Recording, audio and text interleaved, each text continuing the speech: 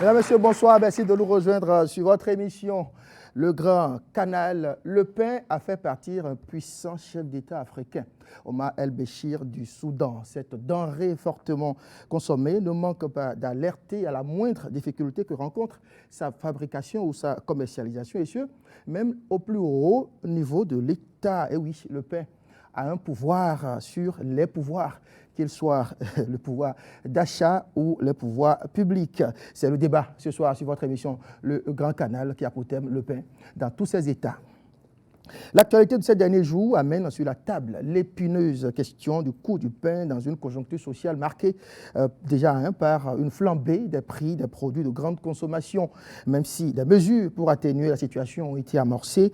Mais dans le fond, la décision de l'association des promoteurs et exploitants de boulangerie et pâtisserie samedi 19 mars dernier pour entre-temps rehausser de 25 francs le prix de la baguette de pain n'est-elle pas la face visible de l'iceberg? Sinon, quand l'industrie du pain béninoise éternue fort au point de susciter un émoi chez des consommateurs déjà asséchés en raison de l'augmentation évidemment du prix du blé, que doit-on comprendre?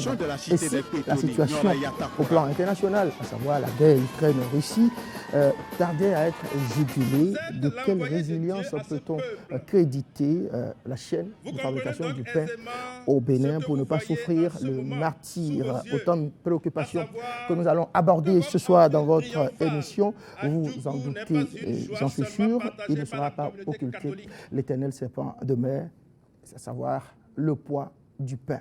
Bonsoir, merci d'être des nôtres ce soir. Chers chroniqueurs, Raouf Fayon, François Oudo, bonsoir.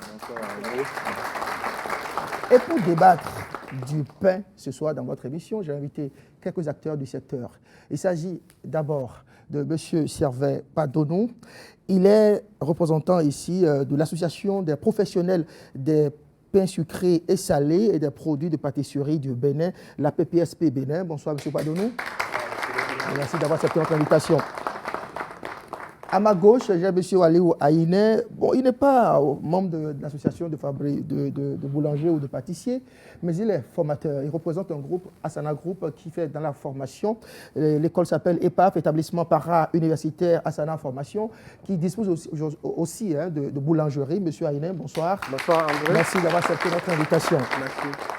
Avec vous, on va apprendre à fabriquer du pain sur le plateau. Le troisième invité présent sur ce plateau, vous le connaissez très bien, c'est un habitué de ce plateau. Il s'agit de Herman Menton. Il représente les consommateurs sur ce plateau. Bonsoir Herman. Herman Menton qui est de l'association Bénin Conso et Droits de l'Homme, qui fait donc dans la défense des droits des consommateurs. Mon quatrième invité, j'espère qu'il va nous rejoindre avant la fin de cette émission. Il est en route. Apparemment, les bouchons l'empêchent d'être ici pour démarrer l'émission. Il s'agit de M. Octave Dossou Gouchola. Il est de l'ANAPEB, l'Association nationale des pâtissiers, je crois, et boulangers. Il sera là dans un instant pour débattre, répondre en tout cas à nos questions sur ce plateau. Merci donc, c'est le Grand Canal. Merci de vous installer.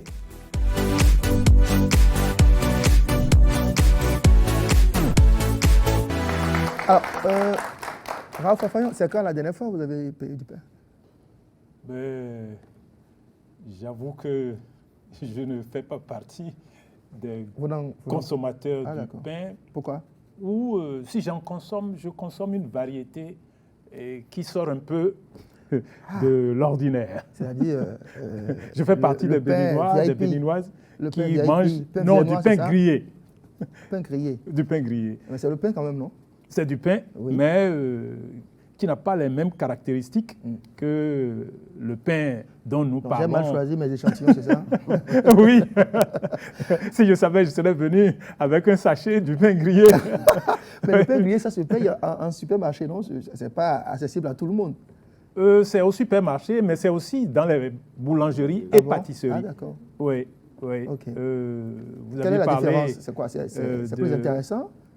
La différence, c'est d'abord du pain qui se conserve plus longtemps que le pain ordinaire dont nous parlons. C'est aussi du pain dont est soustrait tous les éléments qui peuvent être nuisibles à la santé. Vous voulez dire que moi, mon pain, celui que j'ai l'habitude de consommer, pourrait comporter des éléments nuisibles? Oui, je crois. Les boulangers sont Je là, ne suis pas un médecin. Les spécialistes sont là, et on en saura davantage. C'est sûr. Oui, oui. Alors, François Oudou, Oui, je ne suis pas un vous l'avez grand. pris quand la dernière fois, c'était à combien? Enfin, je n'achète pas souvent du pain, mais les enfants en achètent. Ah, d'accord. Bon, donc je ne peux pas vous dire. Les J'ai acheté du pain. les enfants achètent, mais c'est rien, ils leur donnent l'argent. Oui, justement. Quand je leur en donne, je ne sais plus ce d'accord. qu'ils en font. C'est ça le problème. D'accord. Mais je n'en achète pas souvent. Il m'arrive de manger du pain, mais je choisis les variétés de pain que je consomme simplement parce que moi, je suis fils de boulanger-pâtissier aussi, l'un des tout premiers de ce pays. Les anciens connaissent peut-être René Cuéron. Oui. Donc mon père a travaillé pour René Cuéron, ce qui fait que quand je veux manger du pain, je suis un peu exigeant. C'est tout mon problème. Ah, d'accord. Ah, donc les boulangers ou les enfants de boulanger ne mangent pas les mêmes pains que nous. Vous avez bien entendu. Hein? Amand, mettons, le pain, il est à combien actuellement à l'heure où nous parlons? Le pain est à 125. À 125 francs. Non, c'est bon, ça va. Oui. Le pain est à 125 francs, seulement qu'il faut vérifier si le poids y est, le poids normal. Vous comprenez? Bon, moi, j'aime au circuit de pain quand même. Ah, d'accord. Je n'achète pas ceux qui traînent au bord des voies où on trie du pain comme à Tchouta. Et puis, et on dit Harina à ton. Je ne suis pas. Donc, je vous remercie un peu de ça. Monsieur Kwadonou, vous vendez le pain à combien à l'heure où nous parlons? Non, le pain à 125 francs. Oui. Vous êtes allé à 150? Le poids, c'est 160 grammes. Et l'autre catégorie, c'est... Ça, c'est un discours pour la télé. Hein? Oui. Ça, c'est un discours pour la télé. Oui, oui, nous sommes là pour en parler. Je suis là, il n'y a pas de problème. D'accord. Donc, il y a celui... Est-ce que vous avez augmenté aussi comme les autres récemment là? Non, je crois que nous allons profiter de tribune pour quand même éclairer l'opinion nationale et internationale. Parce que ce qui s'est passé, c'est un hold-off. C'est comme un coup d'État. Puisque on va aller plus loin, puisqu'il y a un représentant de l'ANAPEB qui sera ici sur le plateau. Oui, oui. Ceux dont vous parlez, ils sont nés seulement en février. Et leur première sortie, c'était d'augmenter le prix du pain. Or, on ne se lève pas unilatéralement pour augmenter le prix du pain dans un pays qui se respecte. Et c'est vraiment extrêmement d'accord. On va y revenir. Monsieur Waliwa, Aïné de l'EPAF. Oui.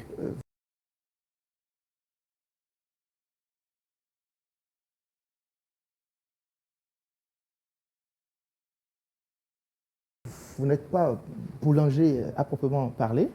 Vous êtes une école, mais qui a des boulangeries, parce que vous faites de la formation. Tout à fait. Vous fabriquez aussi du pain que vous vendez. Tout à fait. Vous vendez à combien en ce moment? Le pain se vend à 125. À 125? Oui. Et pourquoi vous souriez? Je souris tout naturellement. Ah bon? Je vous n'avez pas remarqué. Avant de répondre... Je souris tout naturellement. Le pain à 125, le pain de 160 grammes et l'autre à 150. Comment avez-vous vécu, François Oudou, la récente polémique autour de l'augmentation du prix du pain à 150 francs, François Oudou? Oui, j'ai vécu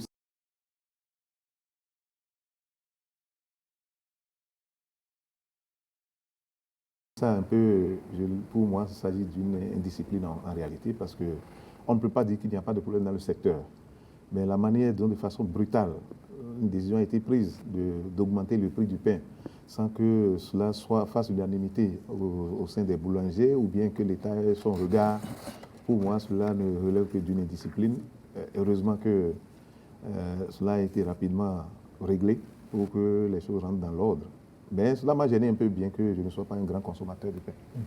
Dans un État, on ne peut pas se permettre, parce que le pain, comme vous l'avez si bien dit au départ, est un produit très sensible, puisque de la plupart des aliments, vous voyez,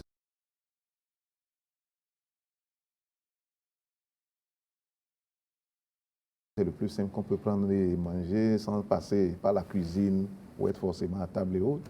C'est l'un des produits les plus consommés. Et quand on touche au pain, forcément, on touche à la population.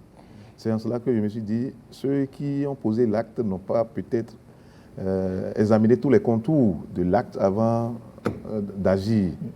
Et que à l'avenir, certainement les pouvoirs publics et les associations des boulangers vont veiller à ce que cela ne se passe pas de la sorte. Parce que cela pourrait susciter des troubles si la situation restait en l'état, comme vous l'avez si bien souligné. On l'a déjà vu ailleurs. Oui.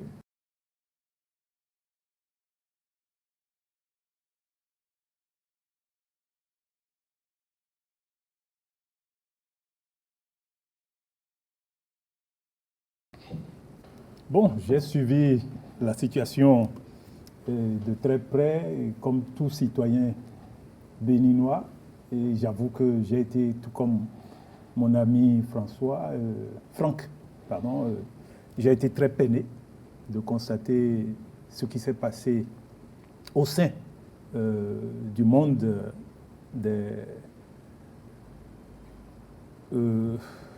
promoteurs de boulangerie et de promoteurs des pâtisseries.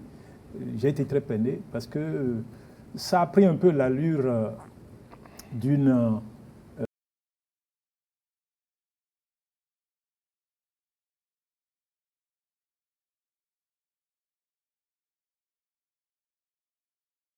cassure. Et nous sommes au sein d'une nation, et une nation composée de plusieurs départements où le pain se consomme certainement, mais peut-être avec un engouement qui varie d'un département à un autre. Chose que 4 départements sur 6 se détachent pour créer un événement comme celui que nous avons vécu. Bon, c'était un peu gênant, mais lorsqu'on prend du recul, on se dit qu'il n'y a pas de pain sans le blé. Et s'il y a problème au niveau de l'acquisition du blé, ceux qui sont les fournisseurs de pain vont certainement se dire, comment est-ce que nous pouvons agir pour ne pas être perdants, pour ne pas être des commerçants qui font faillite à cause de la situation internationale avant d'être nationale. Ce qui est heureux, c'est que le gouvernement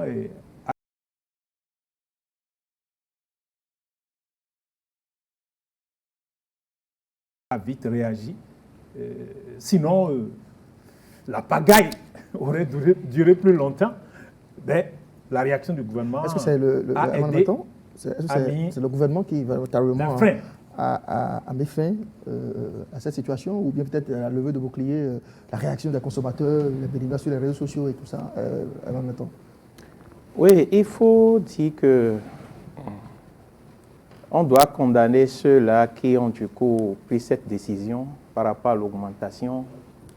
Mais ici, il faut aussi reconnaître que cela a amené le gouvernement à réagir. Vous savez, depuis plus de 15 ans, nous sommes dans la lutte pour une meilleure qualité de pain.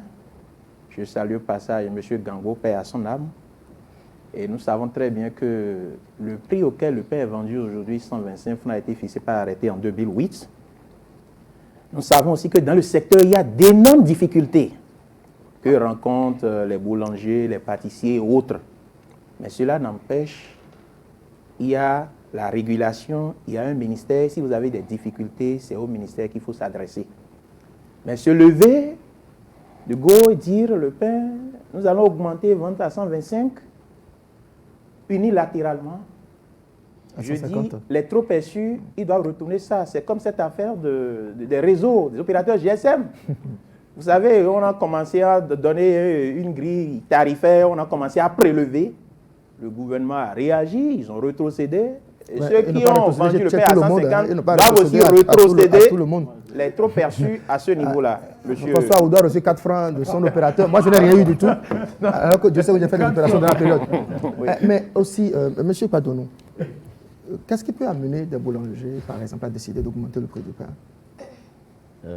Pour le cas dont nous parlons, c'est de la pagaille. Et c'est de l'inexpérience. L'affaire du pain, la vie du pain ne se dispute pas de cette façon-là. C'est les Portez bien négociations. votre micro. Oui, c'est les négociations, c'est les pourparlers, c'est même des lobbying qu'on fait autour du pain. Le pain est très sensible et ne saurait être discuté sur les antennes, dans les rues, dans les réseaux sociaux de cette façon-là. S'il y a une réaction positive par rapport à ce que vous constatez aujourd'hui, c'est nous, notre association. C'est nous qui sommes opposés à ça. Pour la simple raison que nous sommes là depuis très longtemps, organisés. Nous posons des actes, nous animons la corporation et tout le monde le sait. Ça, je comprends, hein, je sens que vous faites un peu de récupération. Non, vous défendez votre association. Mais quand vous dites, on a refusé, vous n'avez pas adhéré à cette démarche-là, c'est pourquoi ça a échoué. Vous n'allez pas sur le même marché que les autres qui ont voulu augmenter le prix.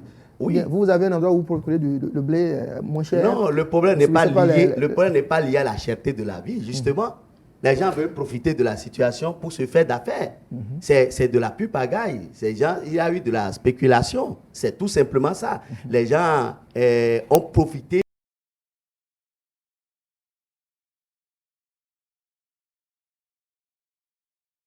de la situation de tout le monde pour se faire de l'argent. Et même on en a vu d'autres qui se sont transformés en de fournisseurs de farine, de blé tout de suite. Et d'autres qui ont commencé par créer des kiosques et d'autres choses qu'on a vues. Le blé a quand même augmenté, non? Le prix du blé a quand même augmenté. Oui, nous allons en venir là. Ça, c'est un autre débat. Comme on le dit, il ne faut pas aller manger le piment sur la langue des autres. Donc, il faut dire ce qu'il en est. Le prix du pain ne saurait être augmenté de cette façon-là. Nous condamnons ça. Et devant la ministre, j'ai répété, j'ai insisté que si ceux qui ont fait ça ne retournent pas à la case de départ pour aller écrire, pour démentir, annuler ça, nous allons les porter au dos. Et j'ai dit ça devant le ministre et on a maintenu le cap. Et nous sommes mis dans la sensibilisation à travers la télé et les radios jusqu'à ce jour. Et la sortie du gouvernement a aussi aidé à maîtriser la situation rapidement. Sinon...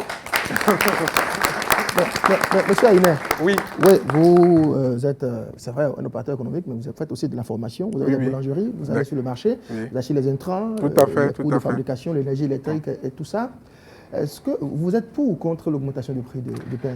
D'abord, merci. Déjà, moi, je voulais rappeler quelques chiffres parce que je suis de la formation. Il faut apporter des éléments techniques pour montrer l'importance du pain dans la vie d'une nation.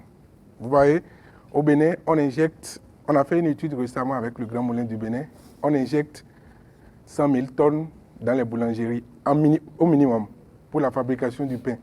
Quand vous rajoutez de l'eau et des ingrédients, ça fait 150 000 tonnes. Le pain, quand vous découpez en fait la pâte de 200 grammes, ça fait 750 millions de pains qui est produit par an, au minimum au Bénin. Un produit de cette envergure ne pourrait être traité comme les autres. Déjà pour vous rappeler l'importance en fait du pain. Maintenant, effectivement, les prix ont augmenté. Le prix de la farine a augmenté, mais ce que tout le monde ne dit pas, c'est que, et que le commun des commentateurs ne voit pas, en fait, ce n'est pas seulement la farine qui entre dans la composition en fait, du pain. Il y a le gasoil, en fait, qui rentre dans le four. Il y a les levures, il y a le sel, il y a un ensemble de choses. Effectivement, il y a augmentation sur le marché de tous les ingrédients, compte tenu déjà pour deux raisons économiques, en fait. La première raison, il y a le Covid. Le fait que le Covid, en fait, les économies essaient de se relancer, et puis la demande est élevée par rapport à l'offre. Donc ça a augmenté le prix des matières premières de manière générale partout dans le monde. En deuxième position, il y a la guerre en Ukraine qui commence par compliquer en fait la situation. Maintenant, revenons dans notre pays. Moi, je pense que la décision du gouvernement de ramener, de maîtriser en fait le prix de la farine et maîtriser le prix du pain est salutaire. Quelle que soit la raison qui peut justifier cela, il faut décider, puisque c'est un arrêté ministériel qui a fixé en fait ces prix auparavant. S'il va en avoir un autre, ça doit être encore un autre arrêté ministériel qui fixera en fait le nouveau prix. Voilà ce que moi je peux dire par rapport à ça.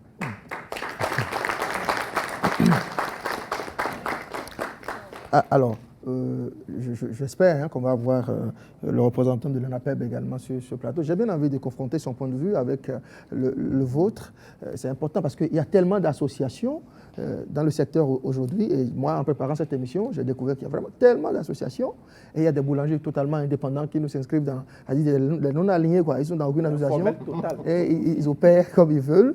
Malgré le rôle de l'État, il y a des gens qui fixent eux-mêmes leur prix et qui trouvent quand même un marché pour l'écouler.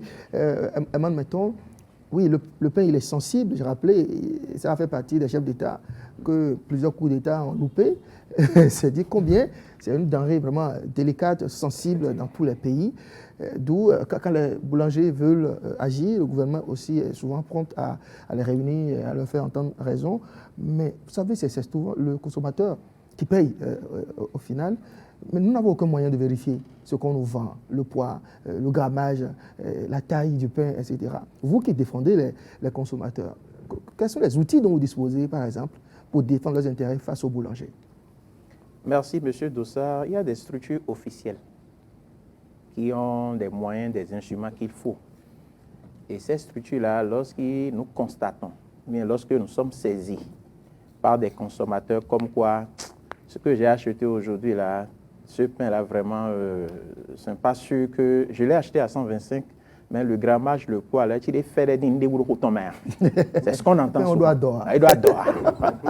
Et quand c'est comme ça, il faut saisir les structures officielles pour pouvoir avoir le regard de l'État. Parce que lorsque vous allez porter ces informations vers ces structures-là, on va vous confronter. D'abord, même les associations, non, les structures de pâtisserie et autres, là, lorsque vous commencez à parler, les responsables vous confrontent. Mais quand c'est l'État qui intervient, c'est comme ce qui se passait auparavant. Le ministère envoie des gens, on va prendre des pains au niveau des pâtisseries, des boulangeries, et on vous donne rendez-vous au ministère. Venez à 16h, venez à 17h. Et devant vous, on pèse. Toi, il faut regarder. Là, ce n'est pas 160, hein, tu es verbalisé. Toi, ce n'est pas 160, tu as vu, c'est 125 ou bien c'est 140, ainsi de suite. C'est ce qui se faisait. Mais entre-temps, ce contrôle a disparu un peu au niveau des structures officielles. Et les boulangers en ont profité. Et sur le terrain, je ne veux pas dire qu'il y a de n'importe quoi, mais ils en ont profité pour réduire et pour le vendre au prix fixé par arrêté en 2008.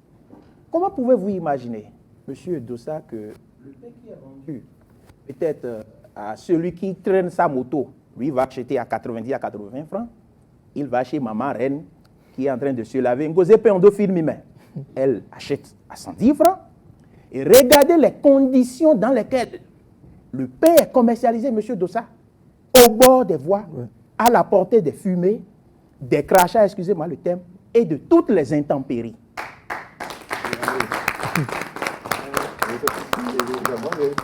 Et vous savez bien, M. Dossard, que le pain, lorsque vous l'achetez, souvent, il ne subit plus une autre forme de cuisson avant d'aller directement à la bouche. Ce n'est pas de la banane, exactement. Ce n'est pas de l'orange. On ne nettoie pas avant. On ne nettoie pas. Le combat qui est fait contre l'essence payola, c'est ce combat qu'on devait faire contre le pain. Où vous voyez les bonnes dames vous pourchasser avec du pain. Comment pouvez-vous imaginer le prix 50 kg de farine? La bonne dame qui est au bord de la voie, quand elle a envie de gratter une partie de son corps... Non, j'en viens. Même doigt, tellement elle tient le pain. Il y a tellement d'exemples. Et là, le paiement va l'honneur de nous-mêmes. Oui.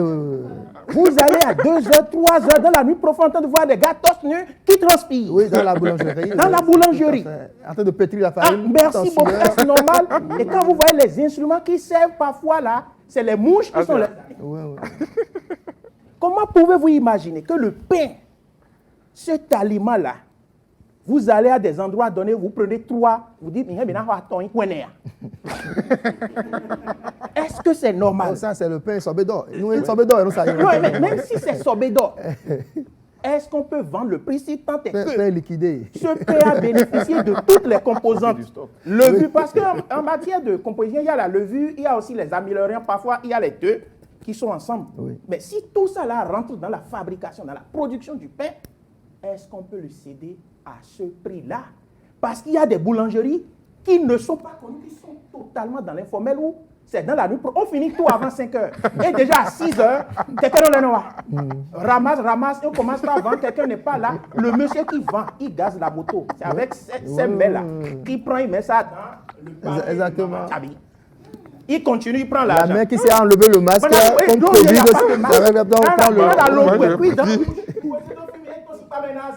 Merci des mouches. Oui. Après ça, on doit une question. Oui. En fait, ce que Herman vient de dire, bon, nous observons tous les réalités qu'il vient de décrire. Mais c'est une pierre jetée dans votre jardin, monsieur Padonou. Est-ce que, en dehors des boulangeries que je peux considérer comme sauvages, les promoteurs qui ont accepté de s'associer avec vous pour travailler dans un cadre formel, est-ce que vous avez mis en place un système pour contrôler un peu les normes dans lesquelles le travail doit être fait? Parce que je crois, comme dans d'autres métiers, vous devez avoir une certaine déontologie. Est-ce qu'à votre niveau, vous avez à l'interne des mesures de contrôle de tout ce qu'il vient de décrire? Merci beaucoup. Non, je crois qu'il a dit la vérité. C'est un constat général, hein, mais il faut reconnaître que chacun doit jouer sa partition. Pour ce qui nous concerne, nous, dans notre association, nous avions mis les moyens, d'abord pour éduquer et pour former. Et là-dessus, il y a beaucoup de choses qui ont changé ces derniers temps à travers tout ce que nous avions fait dans ce sens-là pour assainir ou pour amorcer l'assainissement dans notre secteur. Et je confirme, par exemple, et nous-mêmes, il y a des documents, hein, pour répondre à vos questions. C'est maintenant que je me retrouve par rapport à vous. On a travaillé même. Je me suis promené, vous qui aviez, pour la toute première fois, élaboré une déontologie dans votre secteur. Nous sommes, dans les médias. Oui, nous sommes partis s'inspirer de votre copie. Et au niveau de la maison de médias, quelque part avec Médomédé, on a fait toutes ces démarches et ça existe. Seulement qu'à un niveau, nous on fait ce qu'on doit faire en tant que des professionnels. Mais il reste qu'à d'autres niveaux, qu'on soit accompagné pour que le travail soit bouclé. Oui. Et je pense que c'est là où il y a un peu de difficulté. Moi, pour la simple raison, j'ai fait voyager à notre propre frais, j'ai fait des expéditions en Europe et en Amérique pour amener des boulangers pâtissiers d'ici sur notre propre compte, hein, pour aller constater la manière dont nos camarades travaillent là-bas. On a fait, il n'y a aucun pain qu'on prépare et qu'on met sur une moto et qu'on met sur la tête ou même qu'on met dans une voiture. Dans les paniers, devant les boulangeries. C'est sur ce que nous sommes en train de dire. Il n'y en a pas. Et nous sommes là avec le partenariat qu'on a avec EPAF. On a déjà élaboré des actions que nous allons entreprendre très prochainement pour aller vers l'État, pour que l'État nous accompagne avec le problème. Monsieur Aïna, vous avez la parole. Hein? Je voulais réagir rapidement. Oui. Tout ce que monsieur Herman a dit est vrai. Mais je pense que cette année 2022, c'est l'année de la révélation du pain. Ah ouais? Où il y a un ensemble de choses qui est prévu. Le gouvernement a prévu un ensemble de choses. Nous réfléchissons, nous travaillons sur des projets vraiment concrets. Il y a par exemple le projet H, le volet formation du projet H, qui a mis un point d'honneur pour la formation, la sensibilisation des boulangers et des pâtissiers. Nous sommes partenaires sur ce projet. On a travaillé sur les réflexions ensemble et nous allons engager en fait cette réforme bientôt. Deuxième chose, nous avons ce qu'il faut dire, qui est très important, il faut que les boulangers sachent que dorénavant, ils deviennent aussi, une boulangerie est une entreprise comme tout autre. Et pour ça, il faut une éducation.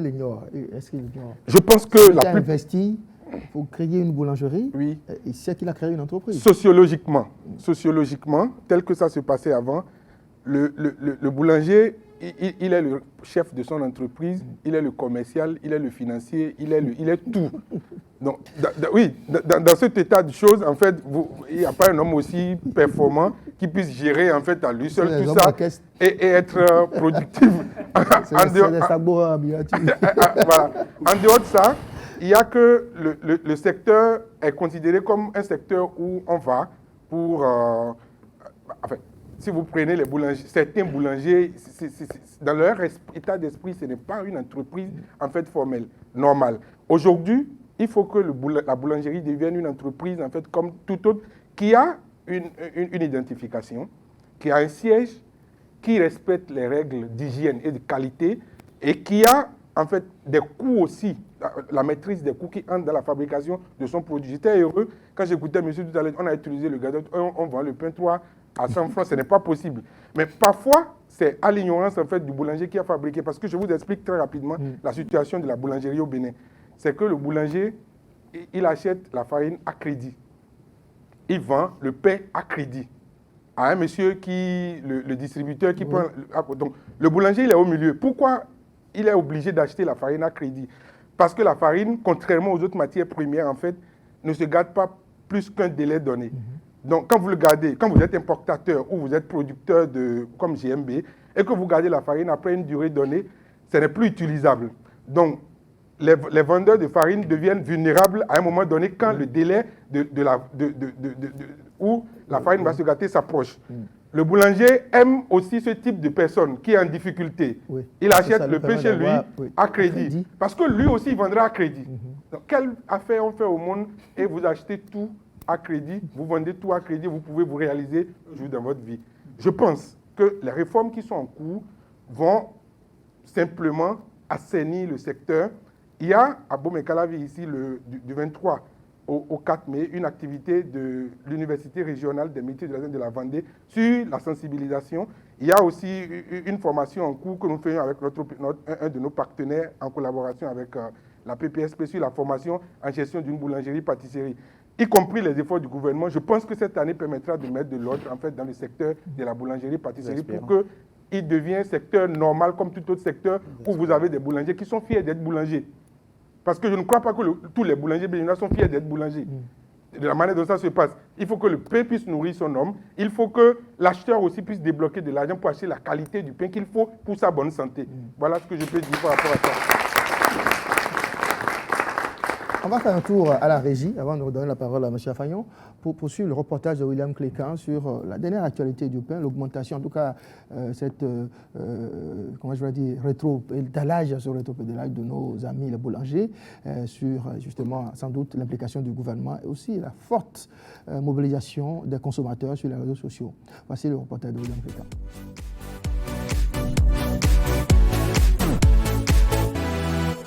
À peine le prix du pain a grimpé à 150 francs CFA durant quelques jours, et très tôt, la décision de régulation des autorités gouvernementales est intervenue.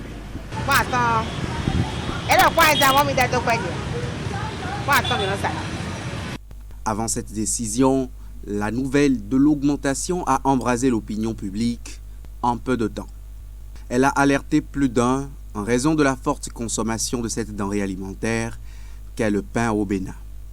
Vraiment, au sujet du pain, et on a normalement c'est à 125 l'unité le pain. Rapidement maintenant, dans 3 jours qui passaient, on a entendu que le pain était à 150. Ça nous surprise à tout le monde. Vraiment, c'est difficile pour nous. Au Bénin ici, tout est cher. La raison principale du coût de la matière première, le blé, dont l'augmentation menace le maintien du prix du pain à 125 francs, préoccupe certains consommateurs, même si rien n'est à craindre en la matière. Déjà le samedi, on a demandé une assemblée générale extraordinaire, conjointe, toujours avec nos amis de Lomé Plateau. Et ce qui a été fait, je crois à l'unanimité, nous avons décidé de respecter la décision du chef de l'État. Puisque ces décisions ont été accompagnées. Et l'accompagnement, c'est que nous aurons désormais la farine au niveau du Grand Moulin à 23 500. En dehors de ça, la ministre nous avait dit dans les 10 jours qui vont venir que il y a une nouvelle industrie qui s'est déjà installée et que nous aurons les tout premiers sacs de farine de blé. En attendant la concrétisation de ces mesures gouvernementales imminentes, les consommateurs ne se lassent pas de se procurer leur baguette de pain.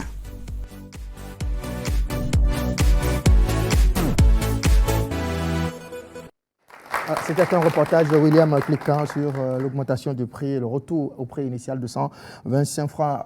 Raouf Afagnon, on a entendu M. Guadenou parler de la déontologie que eux-mêmes boulangers ont décidé de mettre en place pour assainir un peu les choses. Mais j'ai observé que lorsqu'il est question d'hygiène, dans ce secteur, devant les boulangeries, on oblige les bonnes dames à utiliser des caissons en vitre.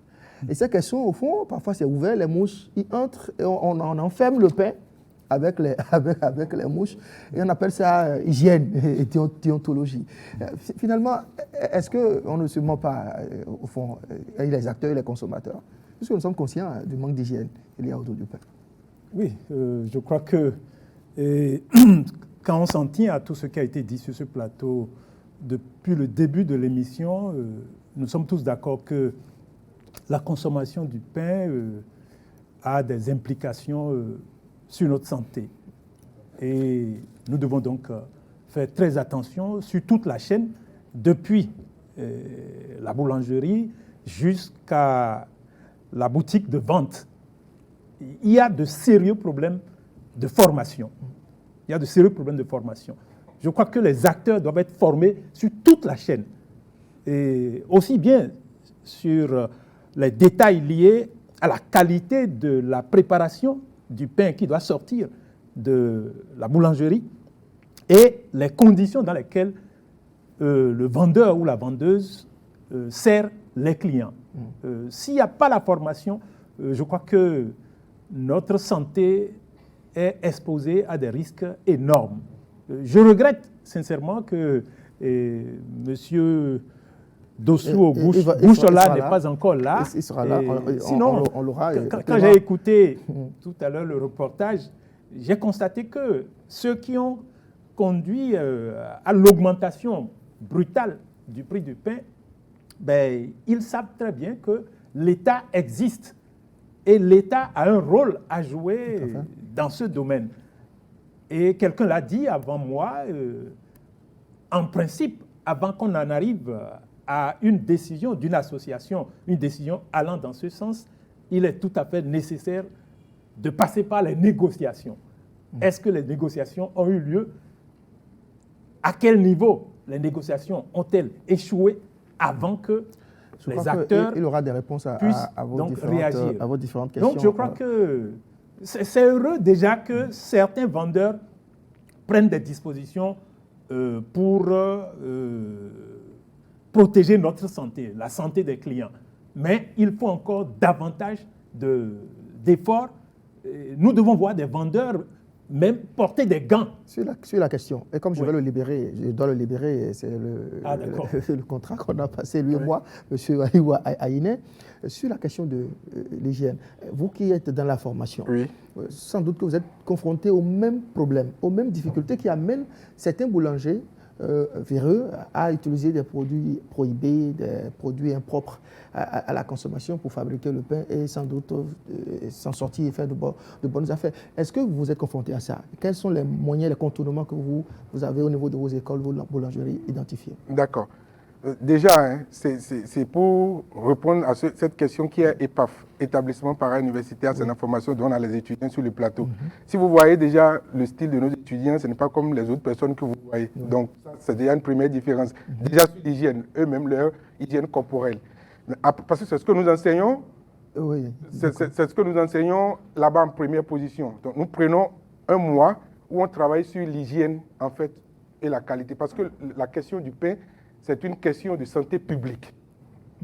Et c'est extrêmement dangereux ce qui se passe aujourd'hui. Donc, nous, pourquoi est-ce que les boulangers, les boulangeries dont vous parlez là, mais il n'y a pas de mesure, en fait, de mesure du pain. Il n'y a pas de calcul. Il n'y a rien. Qu'est-ce qu'on fait? Le pain se prépare comme on prépare la pâte à la maison. Pour la pâte, on dit mettez un peu de l'eau, on tourne. En fonction du nombre de personnes qui vont manger. Voilà, et on met la main. Quand c'est assez élastique, le pain ne se prépare pas comme ça. Et ça ne saurait continuer pas être comme ça. Il y a des mesures, il y a la température, il y a l'hydratation, il y a un ensemble de choses qu'il faut de la formation. Donc nous, on a créé seulement au niveau de la boulangerie, pâtisserie, 5 métiers. C'est incroyable. Quand on dit ça, les gens disent, mais comment dans la formation boulangerie, pâtisserie, vous créez 5 métiers? Parce que c'est le besoin exact de notre pays. Les 5 métiers entrent en ligne compte de... Dans la boulangerie, pâtisserie, on forme des boulangers simples. Quelqu'un qui sera un boulanger simple, on forme des pâtissiers simples, on forme des commerciaux. Il y a quelle différence entre pâtissier et le boulanger? Une grande différence. Ils utilisent la pâte en commun, mais la différence, elle est énorme. Ils ne font même pas du tout la même chose. C'est-à-dire quoi, l'un fabrique le pain pour les bétons pas comme nous, quoi. C'est-à-dire non, et l'autre fait les petits fours, Le boulanger fabrique le boulanger fabrique le pain, tous les dérivés du pain. Il y a un ensemble de choses qui dérivent du pain. Le pâtissier, c'est celui-là qui crée de l'émotion, c'est celui-là qui fait des gâteaux, qui fait des viennoiseries, un ensemble de choses. En fait, donc on forme des boulangers, on forme des pâtissiers, on forme surtout des commerciaux en boulangerie-pâtisserie. Donc le commercial en boulangerie-pâtisserie, c'est celui-là qui va aider à vendre le pain dans de bonnes conditions. Parce que si vous prenez les conditions dans lesquelles le pain se vend aujourd'hui, il y a aussi un problème à ce niveau-là, au niveau de la vente du pain. Donc, celui qui vend le pain, celui qui vend dans une boulangerie-pâtisserie doit connaître les produits qu'il vend. Ça, c'est obligatoire. Vous voyez une personne qui a 75 ans qui rentre dans une boutique, il y a des produits qu'on ne doit pas lui proposer. C'est pourquoi je parle d'une question de santé publique. Vous ne devez pas lui proposer un produit qui est dosé à 70% par le sucre. Mais aujourd'hui, la dame qui vend dans la boulangerie, dans la pâtisserie, ne tient compte de rien. Le monsieur vient, on lui vend. Et on détruit, on participe petit à petit à la destruction de sa santé. Donc nous, on forme les commerciaux en boulangerie-pâtisserie, on forme les gestionnaires de boulangerie-pâtisserie. C'est parce que nous pensons à une entreprise réelle de boulangerie-pâtisserie. Ce monsieur qui gère en fait une boulangerie-pâtisserie doit connaître comment s'approvisionne. Ma préoccupation, c'est beau tout ce que vous dites là, c'est très intéressant, franchement c'est passionnant. Oui. Mais ma question, je suis boulanger, les intrants coûtent cher, le prix augmente. Il faut quand même que je puisse vendre du pain. Alors je cherche des produits qui ont des effets similaires aux produits améliorants. Oui. Le ministère de l'Industrie a fait fermer des dizaines de boulangeries tout à fait. Pour l'utilisation de bromate de potassium, par exemple. Est-ce que vous avez déjà expérimenté ça? On n'a jamais fait ça encore. Et on ne le ferait jamais pour le respect des consommateurs. On est confronté aux mêmes difficultés. Mais la question du pain, elle est sensible. On ne saurait se lever du jour au lendemain, commencer par apprendre, c'est de l'indiscipline tout simplement. Commencer par prendre des produits en 2 heures. Et cette indiscipline a un coût sur la vie des pauvres populations. Et il faut donc ce mot que les boulangers. Exactement. À votre départ, mettons, vous voulez vous dire quelque chose rapidement. Oui, ce que M. Waliou a dit, c'est bien beau, la formation, d'accord. Mais une fois dans les centres ou bien là où on fabrique du pain, là, on ne constate pas ça. Et l'autre chose, il y a la visite médicale qu'il faut faire régulièrement au personnel pour voir s'il y a un tuberculeux. Il faut tailler ses ongles pour qu'après la selle, que tu ne traînes. Il y a tout ça. Mais je dis aujourd'hui, est-ce que les boulangeries peuvent nous dire, moi, mon personnel, chaque année, je fais la visite médicale pour voir si tel est à jour. Vous comprenez? Oui. Et autre chose, vous savez, il y a différentes sortes de farine de blé. Et parfois, lorsque les gens importent, je donne, je ne vais pas appeler le nom d'une marque, André Dossa et Clépa Tchari. Deux différents. Pourquoi c'est notre nom? Lorsque vous importez, il y a des sacs vides que les gens ajoutent. Et après quelques temps, comme ils l'ont expliqué tout à l'heure, lorsque le sac vient, la farine est en difficulté, on transvase. Et on met ça dans du sac neuf. Toi, tu viens acheter à moindre coût. Seulement que la production, tu auras des ennuis parce que tu n'auras pas la même qualité. Voilà. Quant aux produits impropres à la consommation qui sont utilisés pour nous causer des ennuis, c'est que lorsqu'on utilise ça, le pain est beau, le pain est gonflé, ça vous attire. Mais après quelques temps, ça commence à dormir dans votre poyo. Vous comprenez? Donc il y a tout ça là. Les gens utilisent. Monsieur Balonou? Et c'est pourquoi vous voyez les tribunaux remplis, pas les tribunaux, les hôpitaux remplis à quoi insuffisance rénale, tel si par là. C'est pourquoi nous disons que ton aliment soit ton médicament. C'est ça. Je crois que vous allez me laisser un peu de temps pour vous éclairer. Sinon, vous n'allez pas assez, je dois libérer M. Waliou. Je sais. Vous allez partir dans tous les sens. Il est remplacé par M. Souladou. La situation n'est pas si alarmante que ça. On va aller pas à pas. Au niveau, par exemple, du pétrissage, de la préparation du pain, c'est déjà une formation, il y a une formation qu'il faut recevoir la matière. On ne va pas rentrer dans ce détail-là. Maintenant, le boulanger qui s'installe, qu'est-ce qui se passe? Par exemple, il n'a pas un pouvoir de contrôle. C'est-à-dire, le marché est ouvert. Les gens vont partout pour aller chercher de la farine. Ceux qui vont chercher ces fournisseurs-là, ailleurs, partout, là, qui contrôlent ça, qu'est-ce qu'on y met dedans. La responsabilité du boulanger, c'est d'aller sur le marché et d'acheter la farine de blé, venir dans son unité, transformer et puis vendre. C'est ça en réalité. C'est pourquoi, depuis, j'étais en train de vous parler de la chaîne, des parties prenantes, y compris même vous, consommateurs. Désormais, on ne pourra rien faire sans vous si on veut faire quelque chose de sérieux, quelque chose de définitif pour le pays, pour aider tout le monde à avoir tiré son épingle du jeu. C'est comme ça que ça doit marcher. Il y a eu beaucoup de choses anormales qui se sont passées. Nous n'allons plus revenir, remuer. Il y a aussi des bonnes choses qui ont commencé. Et je crois que derrière ces bonnes choses, on doit pouvoir s'aligner comme vous et commencer par prendre entre griffes le nouveau départ ou tout ce que vous voulez. Et c'est de ça qu'il s'agit. Puisque la situation était si alarmante à l'époque, les fournisseurs de blé ont changé de stratégie.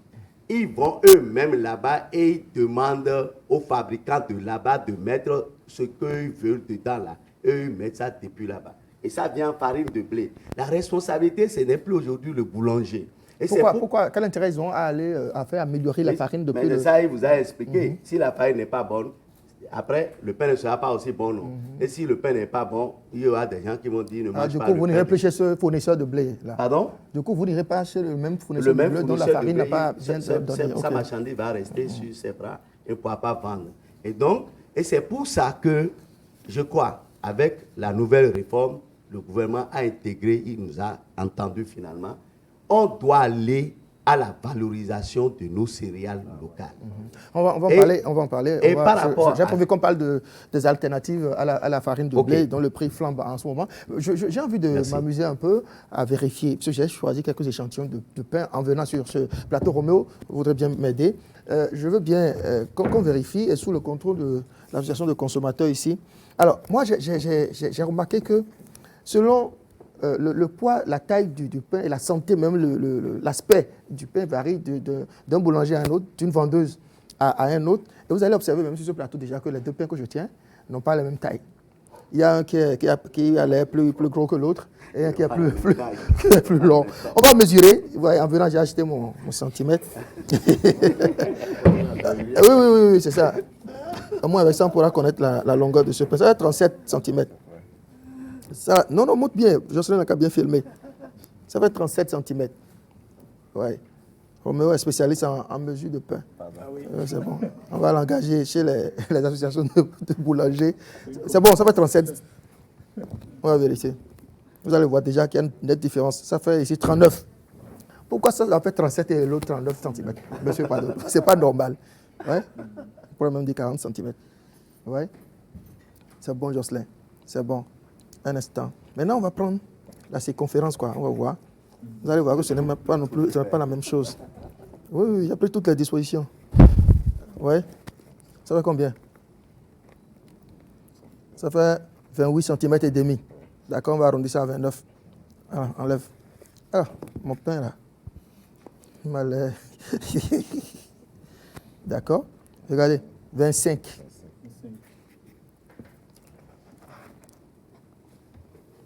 Tu vois? 29 cm et 25. Alors, il va sans dire que ces deux pains-là n'ont pas le même poids. D'accord? Le grammage est différent. On n'a pas pris les deux pains dans la même boulangerie. D'accord. J'ai essayé de prendre aussi des pains baguettes. Bon, ici, malheureusement, on ne va pas trop mesurer. Bon, les deux semblent avoir la même taille, ou bien? C'est ça, non? La même longueur, non? Mais quand je tiens les deux, le poids n'est pas le même, en fait.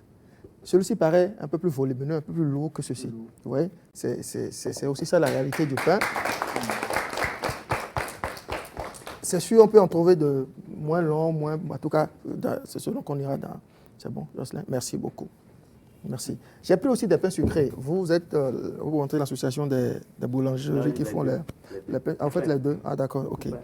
Alors, les pains sucrés, il y a une variété terrible sur le marché. Je sais que les pains de l'Ouest ont une certaine cote ici. Quand on dit Ouest, c'est au pluriel, hein, Togo et Ghana, bien évidemment.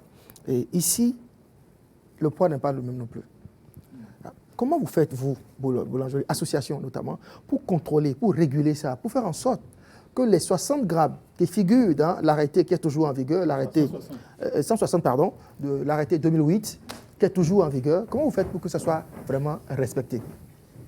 Oui, merci monsieur le journaliste. En réalité, c'est un problème de formation et d'équipement. Aujourd'hui, nous laissons le côté de la formation. Dans la pratique même, les boulangers n'utilisent pas la balance. Pour la simple raison que pour la plupart, d'autres sont des promoteurs. Comme ils le disent, ils n'ont pas appris la boulangerie. C'est un opérateur économique qui a ouvert sa boulangerie, mais qui a recruté des ouvriers. Ces ouvriers-là ne sont pas formés. Et lorsqu'ils ne sont pas formés, on met même ces appareils, ces outils-là à leur disposition, ils se refusent de l'utiliser. Et ils vont au pifomètre. Et lorsqu'ils vont au pifomètre, on ne peut pas garantir une belle taille, un bon poids ou quoi que ce soit dans cette affaire. Et donc, c'est pour ça que nous, on est revenus depuis longtemps sur la formation et exiger que ceux qui doivent travailler dans nos unités soient effectivement des gens professionnellement avérés. Et c'est le combat qu'on est en train d'utiliser. Maintenant, il y a plusieurs types de blé. Il y en a au moins 3 à ma connaissance. Il y a le blé dur, le blé tendre, le blé mitadin, par exemple. Quelle est la farine, quel est le blé que les gens utilisent pour la consommation du Bénin? Pour quel type de pain et pour quel type de produit de pâtisserie? Point d'interrogation. On ne saurait le dire. Mais nous, nous le savons. C'est pourquoi je dis... Ah ben, vous le savez pourquoi vous ne le dites pas? Oui, c'est l'occasion. C'est pourquoi nous en parlons. Mm-hmm. Parce que venez aussi si vous ne nous avez pas invités. Est-ce que chaque pays choisit son blé en fonction du pain qu'il souhaite? Ah oui. Alors, quel est le blé que le Bénin choisit? Oui, les pays font des options. Mm-hmm. Et c'est ça qui amène, par exemple, le pain de Ghana, par exemple, peut être différent légèrement de celui de Lomé ou bien du Nigeria. Le pain que le Nigeria fabrique. Et je vous dis, au Nigeria, par exemple, vous n'allez pas trouver ce type de pain. Non. Mais le pain qu'ils fabriquent, beaucoup, majoritairement, sont des farines dans lesquelles on a introduit soit la farine de manioc, la farine de maïs et d'autres céréales et tubercules. Et du coup, vous avez un autre type de pain. Et donc, c'est comme ça, c'est des options qu'il faut faire selon que... Et quand vous rentrez dans la typologie de la farine, vous avez plusieurs types de farine avec des granulométries différentes. Et donc, c'est des options que chaque pays fait en concert avec les consommateurs et les professionnels en la matière. Et on peut aller développer le pain qui convient pour notre population selon l'aspiration ou le désir de nos consommateurs. C'est comme ça. Et ça, c'est maintenant qu'on veut commencer par construire ces choses. Ces choses-là n'existaient pas. Et c'est le travail que nous sommes en train de faire. Vous savez qu'il y a des boulangeries qui ne respectent aucune norme. Oui. Les promoteurs même ne sont pas du domaine. Oui. Ils recrutent du personnel pas qualifié. Oui. Et pourtant, ces boulangeries, ces promoteurs sont membres de vos différentes associations. Vous ne les découragez pas, vous ne les renvoyez pas. Ah, c'est l'occasion ici de les dénoncer. C'est eux qui créent toute la pagaille. Parce qu'ils se disent, c'est moi-même qui ai trouvé mon argent, c'est moi-même qui ai acheté mes équipements, et vous, en tant qu'association, vous n'avez aucun droit de venir me dire quoi que ce soit. Et ils sont dans vos rangs aussi. Bon, pas beaucoup. Nous, parce que, non, pas beaucoup. Et c'est pourquoi vous avez parlé de la multiplicité des associations et consorts. Oui. C'est ça qui crée ça. C'est ça qui crée ça. Parce qu'ils ne veulent pas se reconnaître, parce que nous, on les dénonce. On dit un boulanger doit avoir une formation. Et nous les obligeons, même si vous étiez promoteur et que vous devez faire partie de notre association, on doit vous former, on doit vous recycler. Si vous n'acceptez pas, vous ne pouvez pas être des nôtres. C'est de ça parce qu'on se veut une association professionnelle en la matière. C'est comme la médecine. Et quand on rentre, c'est nous que vous voyez. C'est de ça qu'il s'agit en réalité. Je voudrais bien qu'on interpelle les consommateurs également. Herman Mettons, oui, c'est bien, il y a beau jeu de dire ici, dénoncer le manque d'hygiène, toutes les difficultés au niveau des boulangeries, mais les associations, pourquoi vous contenter seulement du prix? Vous n'existez dans ce secteur-là que quand on décide d'augmenter le prix du pain, mais jamais on vous voit, par exemple, faire des descentes dans les boulangeries qui ne respecteraient pas les normes. On ne vous voit pas aller mettre le doigt sur tout ce que vous avez dénoncé ici sur ça plateau. Se fait. Pourquoi? Monsieur Dossa, ça se Moi, fait. je vous ai jamais vu dans une pour dénoncer, pour aller la facilité des réseaux sociaux. Je ne vais pas prendre la caméra de Canal 3 derrière pour dire non, c'est pas ça. On a fait une descente à Porto Novo, non loin du tribunal et de l'Assemblée nationale. Il y a le représentant de mon association qui est dans le département de Ouémé Plateau qui m'a dit, mais il y a quelque chose qui se passe. Mais lorsqu'on s'est rendu là-bas, M. Akap et M. Dossa, vers 9h, 10h par là, je ne peux pas vous dire le spectacle désolant auquel on a assisté. Nous, notre rôle, lorsque nous constatons, c'est de saisir les structures qui peuvent frapper et taper fort. Nous sommes dans la sensibilisation. Lorsque nous constatons, nous filmons, nous prenons des photos et que nous saisissons l'autorité, maintenant c'est à l'autorité maintenant de faire le reste. Le combat que nous faisons depuis des années, mais vous vous souvenez, le ministre Lazare Sekweto, tout à fait. Il a tapé dedans. Il en a fermé un certain nombre. Ça lui a coûté beaucoup de choses. Lorsqu'il était ministre de l'Industrie et du Commerce. Oui. Mais beaucoup de choses n'ont pas changé. Et pourtant, il était l'autorité suprême de ce département-là. C'est pour vous dire combien de fois dans ce secteur, il y a beaucoup à faire. Il y a beaucoup d'associations. Et maintenant, les boulangeries, normalement, c'est comme les pharmacies. Normalement, lorsqu'il y a une boulangerie A ici, il y a la distance qu'il faut pour l'installation de la boulangerie B, ainsi de suite. Maintenant, il n'y a plus ça. Et vous allez voir presque dans toutes les maisons et les boulangeries qui opèrent dans l'informel, ce sont elles qui finissent avant 5 heures. Ils ne payent pas la patente, ils n'ont pas d'employés déclarés, il n'y a rien à la CNSS. Lorsque le DG Nicolas Yenossi veut agrandir l'assiette fiscale, mais il faut aller là. Parce que lorsque vous ne percevez pas ça, vous n'allez pas taper dans ceux-là qui font une concurrence déloyale à ceux qui sont dans le formel, paient les impôts et traînent ce poids-là. Vous ne pouvez pas atteindre vos objectifs. Nous parlons du pain, monsieur Dossa, ça fait plus de 20 ans, je vous dis. Plus de 20 ans. Aujourd'hui, il y a eu augmentation, le gouvernement a réagi. Mais il faut que dans la durée, parce qu'il n'y a pas que le prix de la farine du blé qu'il faut réduire pour penser que bon, c'est bon. Il y a beaucoup de choses. Les machines que les gens importent, parce que souvent, qu'est-ce qu'ils font?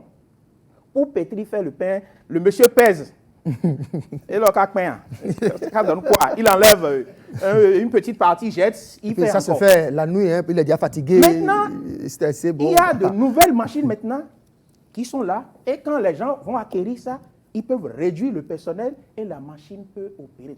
Donc, lorsqu'on va recenser toutes les boulots, et vous avez bien dit à monsieur le Président, dans vos rangs, il y a des gens qui ont des boulangeries qui ne respectent pas les normes. C'est comme l'ordre national des pharmacies. Même si tu as ouvert ta pharmacie et que tu as des produits, tu vas dire, je ne vais pas respecter l'ordre. C'est moi-même qui ai acheté mes médicaments, j'ai ouvert, j'ai mon personnel. Non, on va taper dedans. Donc, c'est le ministère ou l'État qui doit soutenir les associations crédibles, formelles, qui s'investissent dans ce domaine pour qu'à leur tour, ces associations aient le regard, la puissance, la force qu'il faut pour taper sur les autres. Parce qu'ils viennent de le dire, aucune boulangerie, ce n'est pas normal que des pains traînent au bord des voies à la merci de toutes les intempéries, que c'est anormal. Mais vous allez voir demain là, prenez des artères, vous allez trouver encore ça. Alors, ce n'est pas normal, ils sont conscients, mais nous sommes toujours dedans et nous tuons tous les jours. Oui, est-ce que quelque part les consommateurs aussi n'ont pas besoin d'être sensibilisés, d'être éduqués? Moi j'ai plusieurs fois justement dit, par vous, pain à la merci de tout le monde là, le pain où vous voyez, c'est au bord de la voie. Moi, je le confesse, j'ai dû penser à au bord de la voie. J'ai dit, vous c'est ce qui est plus accessible, malheureusement. En achetant ces pains-là, monsieur Dossa, parce que tout ce qui... Il y a des produits, quand ça rentre dans le pain, ça vous attire. Oui. Mais c'est nuisible. à la santé de l'être humain. Et pourtant, les gens l'utilisent pour tromper notre vigilance. Parfois, la bonne dame, avec son étalage de pain sur la tête, elle a un accident où tout ça se renverse, elle ramasse tout. Ah oui. Et elle continue. Tout, même si ça tombe dans le gasoil, elle ramasse et on dit le pain sale contre elle là, pour essuyer ça, pour effacer ça, et on met ça, parce qu'on sait que le consommateur viendra prendre ça. Oui. C'est pourquoi moi j'ai dit, j'ai mes circuits pour aller acheter. Quand je vais acheter, quelle que soit la distance, tout ça là, je prends, je sais qu'au moins, et pour mes enfants aussi, parce que ce qu'on traîne dans nos, et c'est souvent les pains fabriqués dans la nuit profonde là, que vous voyez dans les écoles, dans les collèges, hein, ça pain pour Manès, pour moi, et c'est ça. Les enfants consomment. Oui, les enfants consomment presque tous les jours. Parce qu'on dit il n'y a pas les moyens, il n'y a pas les moyens, mais les résultats, c'est dans 10 ans, c'est dans 15 ans, lorsque vous allez vous retrouver devant un docteur qui va vous dire, vous traînez cette maladie. En fait, si ce département peut vraiment nous rendons malades tous les jours. Nous allons bouger les lignes, monsieur. Et après, on accuse les tantes, les oncles au village, qui peut-être n'ont pas le temps ou les moyens de s'offrir le pain. Si vous êtes arrivé de vous balader, d'aller voir comment ça se passe dans la nuit profonde, dans ces boulangeries-là. On va laisser M. Kwadwo réagir. Vous les avez faites le constat et vous allez nous revenir. Oui, merci beaucoup. Non, je crois que, comme je l'ai dit, il y a beaucoup de choses qui sont passées. On va partir sur de bonnes bases et nous sommes en train de travailler là-dessus.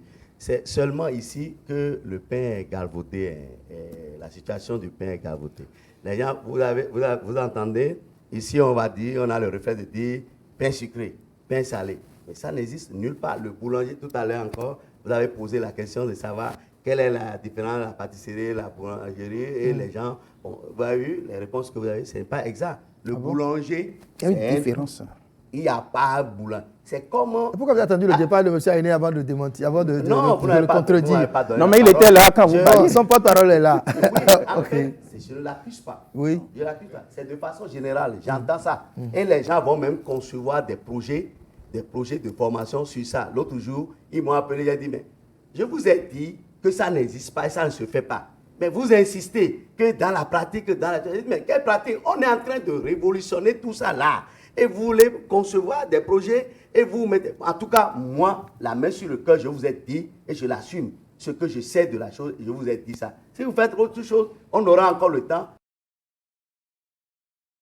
On sera rattrapé et on va en débattre plus tard. Le boulanger, le pâtissier... Votre micro. Pardon. Le boulanger, le pâtissier, il va dans un centre de formation. Et on lui enseigne tout. Sur même le blé, comment on cultive le blé, comment on récolte, comment on fait les tris, jusqu'à aller dans les moulins, quels sont les différents dans la production même de la farine, comment on extrait d'autres choses pour d'autres consommations, jusqu'à avoir la farine qui est destinée, soit qu'on veut faire un pain blanc, qu'on veut faire un pain de sel, qu'on veut faire un pain de ceci, de cela, et on apprend tout ces choses-là avant de venir maintenant au labo. C'est quand vous êtes vers la fin de votre formation, vous faites votre spécialité. Vous choisissez à rester dans ce qu'on peut appeler la viennoiserie, ou vous choisissez à rester dans les frianderies, ou vous choisissez à rester dans une catégorie de choses qui vous intéressent et que vous faites. Ça ne veut pas dire que le corps est à part. On vous apprend tout. C'est sur le terrain, selon vos moyens et selon vos compétences que vous vous installez. Mais ici, c'est le combat qu'on a mené jusque-là. Le pâtissier est contre celui qui fait du pain. Celui qui fait du pain est contre le pâtissier et ainsi de suite. On dit, mais nous sommes la même chose. Et on doit s'entendre sur... Et c'est parce que c'est la manière où la boulangerie est venue. C'est venu, je salue la mémoire de votre feu père, et tout le monde est allé tricher là-bas. Ce n'est pas une formation que les gens ont reçue, soit que les gens ont été des ouvriers à un moment donné, et qui sont partis, commencer par faire l'autre chose, et ça a pris la route, comme ça, jusqu'à aujourd'hui. Et c'est pour ça, nous, dans nos programmes, on a plaidé pour que nous ayons une école nationale qui forme désormais les boulangers. Et ça, nous avons déjà réussi avec la Chambre de métier de la Vendée en France. Et présentement, nous sommes en accord avec les mairies surtout, je peux citer la mairie d'Abomey-Calavi, qui s'apprête à nous donner même le domaine qu'il faut parce que les autres sont prêts à nous fournir tous les équipements et tout ce dont nous aurons besoin. Et je crois que d'ici à là, les choses vont rentrer dans l'ordre. Oui, rapidement, M. Maton. Oui, vous savez, avant, pour s'installer, Oui. c'est la mairie qui autorisait les gens. Mais il y a une réforme en cours, je ne sais pas si elle a déjà pris corps, ou désormais, c'est 3 ministères pour donner l'autorisation à quelqu'un qui veut installer une boulangerie. Il y a le ministère du Commerce, le ministère de la Santé et le ministère de l'Agriculture. Je ne sais pas si cela a commencé par se faire de cette manière. Mais est-ce que le président ici peut nous dire que dans les prochains mois, le désordre auquel nous assistons va totalement cesser? Et j'en appelle aussi à la conscience des responsables parce que la farine du blé qui est utilisée, M. Dossa, vous et moi ne sommes pas là dans la nuit profonde. Est-ce qu'elle est déjà dépassée? On prend 5 farines dont la date n'est pas encore arrivée à expiration, on ajoute 2 parce qu'on se dit qu'on n'est pas philanthrope, on veut faire cette affaire, on mélange tout et on met ça à notre disposition. Qui sont ceux qui vérifient dans la nuit profonde tout ce qui est farine là? Et s'il n'y a pas de farine prohibée, avariée, périmée, on a envoyé à Toriavamain. Ceux qui ont pris ça, leur docor là, 25 francs, c'est comme ça. Et les gens en ont acheté plein parce que, vous comprenez? Les pâtés là, c'est bien gonflé. C'est bien gonflé. Donc, il y a ce risque là où les farines utilisées là, on ne sait pas si le délai est déjà passé ou pas. Donc, j'en appelle à leur conseil. Parce que lorsque vous faites comme ça, vos enfants peut-être ne prennent pas ça. C'est comme m'a dit, quelqu'un m'a avoué dire, ce que vous voyez, les produits maraîchers que vous voyez un peu partout là, je suis dans le domaine, je ne prends pas. Moi-même, ce que je fais, c'est ailleurs, je prends. On peut pas vous dire. Donc, non, il y a des gens qui font ce que je dis. Donc, c'est une réalité, en effet. Peut aller consommer ça. Et les résultats, qu'est-ce que ça va donner? On va marquer une pause, rapidement, pause publicitaire, pour installer notre invité qui finalement nous a rejoint. Je rappelle qu'il a quitté vraiment Porto Novo. Voici la pub.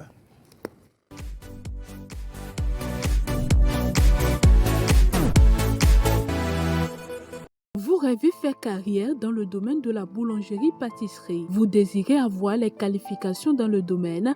Une seule adresse, l'établissement para-université Asana Formation EPAF. L'EPAF, un établissement autorisé et reconnu par l'État béninois, offre des formations dans les métiers de boulangerie-pâtisserie, à savoir pâtissier, boulanger, commercial en boulangerie-pâtisserie, gestionnaire de boulangerie-pâtisserie, technicien de réparation des machines de boulangerie-pâtisserie. En 2 ans d'existence, l'EPAF a déjà formé plusieurs boulangers et pâtissiers entrepreneurs un peu partout en Afrique. L'établissement para-université Asana Formation EPAF est situé à Calavi-Tonkwe, immeuble Asana, non loin du bar Guéra. Téléphone 60 60 09 62 69 08 84 45.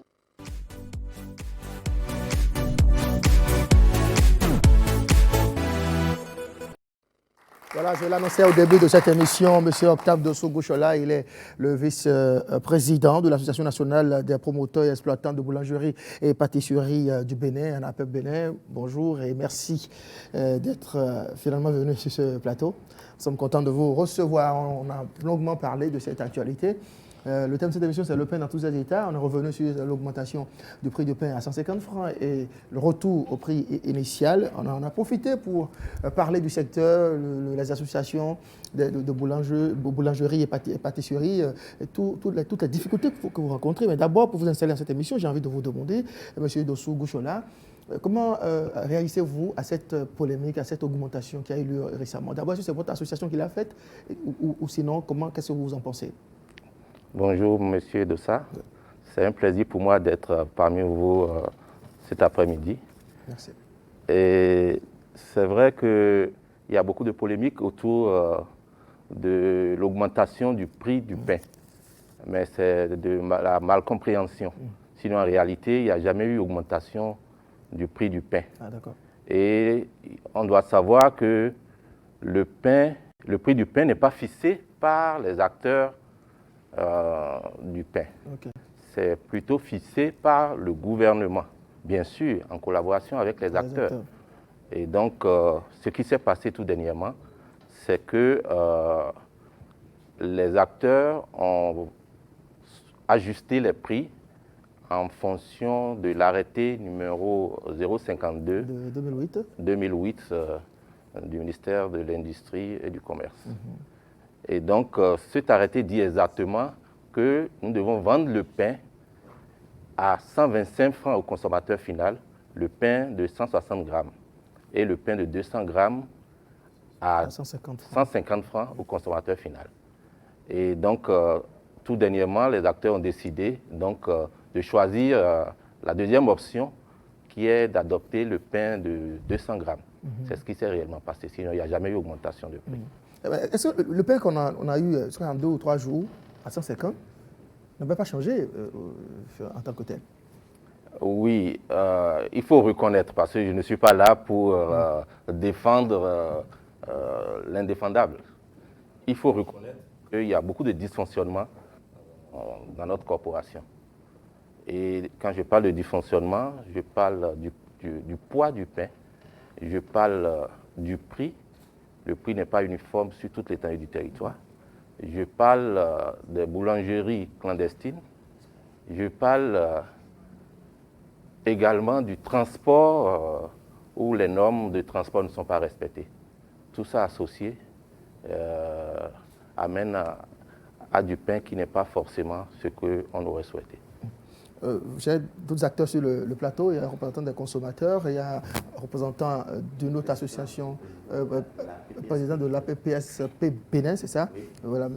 Kadonou, et aussi mes chroniqueurs. J'ai l'EPAF, qui est une école qui forme des boulangers et des pâtissiers, dont le fondé était là et qui a dû partir, et il est remplacé par M. Souradjou.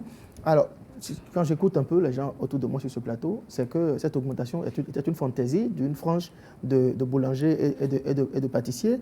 Et si maintenant vous dites qu'en fait, au fond, il n'y a pas été question d'augmentation du prix du pain. Vous avez une réaction déjà par rapport à sa première intervention, M. Dossou-Gouchola? Oui, je vais commencer. Et M. Dossou-Gouchola disait qu'il y a eu réajustement, mais pas augmentation. Bon, je pense personnellement que c'est un jeu de mots, et puisque entre ceux qui existaient et ceux qu'ils ont annoncés, il y a un fossé, et c'est ce qui a fait que lorsque le gouvernement a réagi, ils ont dû faire volte-face, ils ont dû faire marche arrière. Maintenant, ce que je voulais poser comme question, est-ce que, avant d'arriver à ce réajustement dont vous avez parlé, est-ce que vous avez eu à négocier avec le gouvernement? Puisque vous reconnaissez que l'État existe, l'État est le pouvoir régulateur donc, du marché commercial dans le pays. Est-ce que vous avez négocié et à quel niveau les négociations ont échoué avant que vous ne passiez à cette décision? Oui, c'est ma première question. Voilà. Avant qu'on en arrive là, le problème que la question que André a posée n'est pas vidée. Y a-t-il eu augmentation ou réajustement? Moi, j'ai suivi et il y a eu un communiqué qui a circulé, signé, où c'est écrit de façon très claire que le pain de 160 grammes passe à 200 et à 150 francs. Est-ce que cela veut dire que ce communiqué n'était pas authentique? Ou bien les signataires n'existent pas? C'est ce que je veux comprendre d'abord. OK. Vous avez envie de répondre? Bien sûr, ce communiqué existe, ce communiqué est réel, mais ce communiqué ne sort pas du cadre officiel, du cadre, je veux dire, des normes du pays. Les normes demandent à ce qu'on vende le pain à 150 francs, le pain de 200 grammes à 150 francs. Et comme je le disais à l'entame, je ne voudrais pas faire d'hypocrisie ici. Je voudrais dire ce qui est. Ce qui est, c'est que quand nous faisions une structuration du prix du pain au Bénin, je constate qu'il y a beaucoup d'hypocrisie. Parce qu'on est tous conscients que lorsqu'on regarde le prix de la farine, le prix des intrants, je veux parler du gasoil, je veux parler des levures et autres, on se rend compte qu'à la fin, cette activité n'est pas une activité rentable. Mais tout ce qui intéresse le commun des mortels, c'est le prix. Mais ça ne devait pas être le cas. Pourquoi? Nous devions normalement être soutenus par toutes les associations de consommateurs. Tous nos clients devaient nous soutenir pour dire nous voulons du bon pain. Peu importe, certainement à un bon prix, mais nous voulons du bon pain. Je suis navré de dire que nous n'avions pas toujours du bon pain dans le pays aujourd'hui. Et beaucoup de nos consommateurs viennent vers nous pour nous dire, mais pourquoi nous n'avons pas un pain où la mie est bien alvéolée, où la croûte est bien dorée? Qu'est-ce qui se passe? Mais ce que je réponds, et je réponds à toute la population béninoise aujourd'hui, c'est qu'il y a tricherie.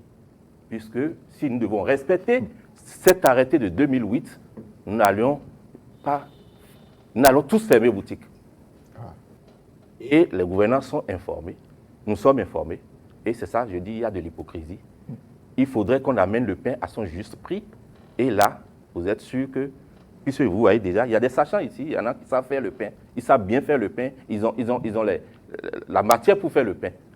Mais le prix qu'on nous fixe ne permet pas de sortir du bon pain, alors les gens sont obligés de tricher sur le poids. Est-ce que le moyen du faux pain depuis... Monsieur Padon pense pourtant le contraire. Il dit que malgré qu'on tourne à cet arrêté ou pas, que tout va bien et que le pain peut bien se produire, la bonne qualité à ce prix-là. Je n'ai pas bien résumé votre... Ah oui, c'est exact. C'est exact. Nous disons que ce que nous dénonçons ici... Vous allez dans le même marché, non? Non, je dis la problématique n'est pas là.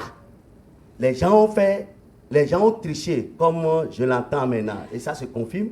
Les gens ont usé de leur titre pour faire terrasser la population. Et c'est dangereux, parce que cela peut être traduit autrement. Qu'est-ce qui s'est passé? Il y a l'arrêté 2008. Ils étaient là quand on a élaboré ça. C'est ça qu'on appelle la structure du pain. C'est après avoir fait la structure du pain qu'on prend un acte pour l'officialiser. Est-ce qu'ils étaient là au moment où on a fixé? Est-ce qu'il y a un nouveau arrêté qui est venu enlever l'ancien pour qu'on parle aujourd'hui, pour qu'on parle même d'une tentative de l'élaboration de structure du pain jusqu'à aller même jusqu'à une quoi là, un terme qu'ils ont utilisé pour faire, c'est des termes déguisés. En fait, ils ont augmenté unilatéralement le prix du pain. Et c'est ça qu'il faut avouer d'abord avant qu'on ne fasse un débat réel et objectif. Mais tant que c'est biaisé à ce niveau-là, nous allons continuer à résister et à leur demander de faire mea culpa public. Ça se voit clairement qu'en fait, il y a des problèmes entre les associations, vous ne vous accordez pas. En fait, avant tout, vous êtes des opérateurs économiques qui vont s'approvisionner sur le même marché, la farine de blé, les intrants, les levures et tout ça. Mais vous ne vous accordez pas sur comment il faut faire pour que chacun puisse s'en sortir et également satisfaire le consommateur. À cette affaire, ils savent qu'il y a des associations qui existent. Bien avant, eux, ils sont venus porter sur les fonds baptismaux en février 2022. Nous étions là depuis 2008. Ils sont sur le plateau. D'accord, mais est-ce qu'ils nous ont contactés, est-ce qu'ils nous ont invités à une AG, ça, c'est des problèmes, réunion, c'est des problèmes internes aux associations. Je pense que ce qui intéresse les consommateurs comme nous sommes nous autres, sur la cherté de la vie, c'est comment faire pour avoir l'augmentation du prix du pain. Ça n'a pas été fait. Encore que l'augmentation du prix du pain n'émane pas de nos prérogatives. C'est des négociations, c'est des démarches qu'il faut faire avec l'État. Monsieur Padonou, qui a garanti de se prononcer sur le prix du pain. Monsieur Padonou, on va laisser les petites querelles entre associations de côté pour aborder ce qui intéresse vraiment les consommateurs. Comment faire pour avoir le pain de bonne qualité à un bon prix? Et sur la question, M. Dossou Goshola est revenu sur l'arrêté 2008 qui dispose qu'il faut vendre le pain, je crois c'est à 150 francs de 200 grammes, bien sûr. Voilà, et 160 grammes à 125 francs. D'accord. Alors, vous, M. Dossou Goshola, il paraît que vous trichez, même quand vous évoquez cet arrêté 2008.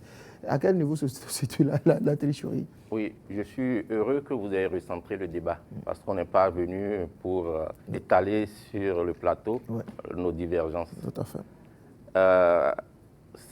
C'est vrai, il y a l'arrêté 2008 que nous suivons tous. Mais cet arrêté aujourd'hui est dépassé. Cet arrêté est caduc parce que en 2008, la farine de blé coûtait 14 000 francs. Le gasoil, les 50 litres de gasoil étaient à peine à 15 000 francs. Aujourd'hui, c'est à 60 000. À 30 000, je m'excuse. Pareil pour les autres intrants. Et donc, il est urgent, il urge que nous asseyions avec les gouvernants pour revoir cet arrêté de 2008. Mais il faudrait que je rappelle que cet arrêté de 2008 a été pris en collaboration avec l'ANAPEB. L'ANAPEB n'est pas née en 2022. L'ANAPEB est née depuis 2014 avec M. Apollinaire Atingo. C'est la Caravelle, non? De Caravelle, bien sûr. Et c'est après ça que nous avons connu M. Gangbo Émile. Et aujourd'hui, c'est M. Gatien Adaboni qui est président de l'ANAPEB. C'est faux. Et donc, c'est ensemble avec le ministère qu'en 2008, on avait arrêté ces prix-là. Aujourd'hui, ces prix sont dépassés. Il faudrait qu'on ait le courage de dire ça, que le chef de l'État, que les ministres soient informés réellement de ce qui se passe, au lieu qu'on leur dise ce qui n'est pas. Ce qui se passe, c'est que ces prix ne sont plus praticables. Si on doit continuer d'utiliser ces prix-là, de pratiquer ces prix, on va tricher. Monsieur Dossa, comme quelqu'un vous le demandait, avez-vous pris langue avec les pouvoirs publics à propos de cet aspect précis?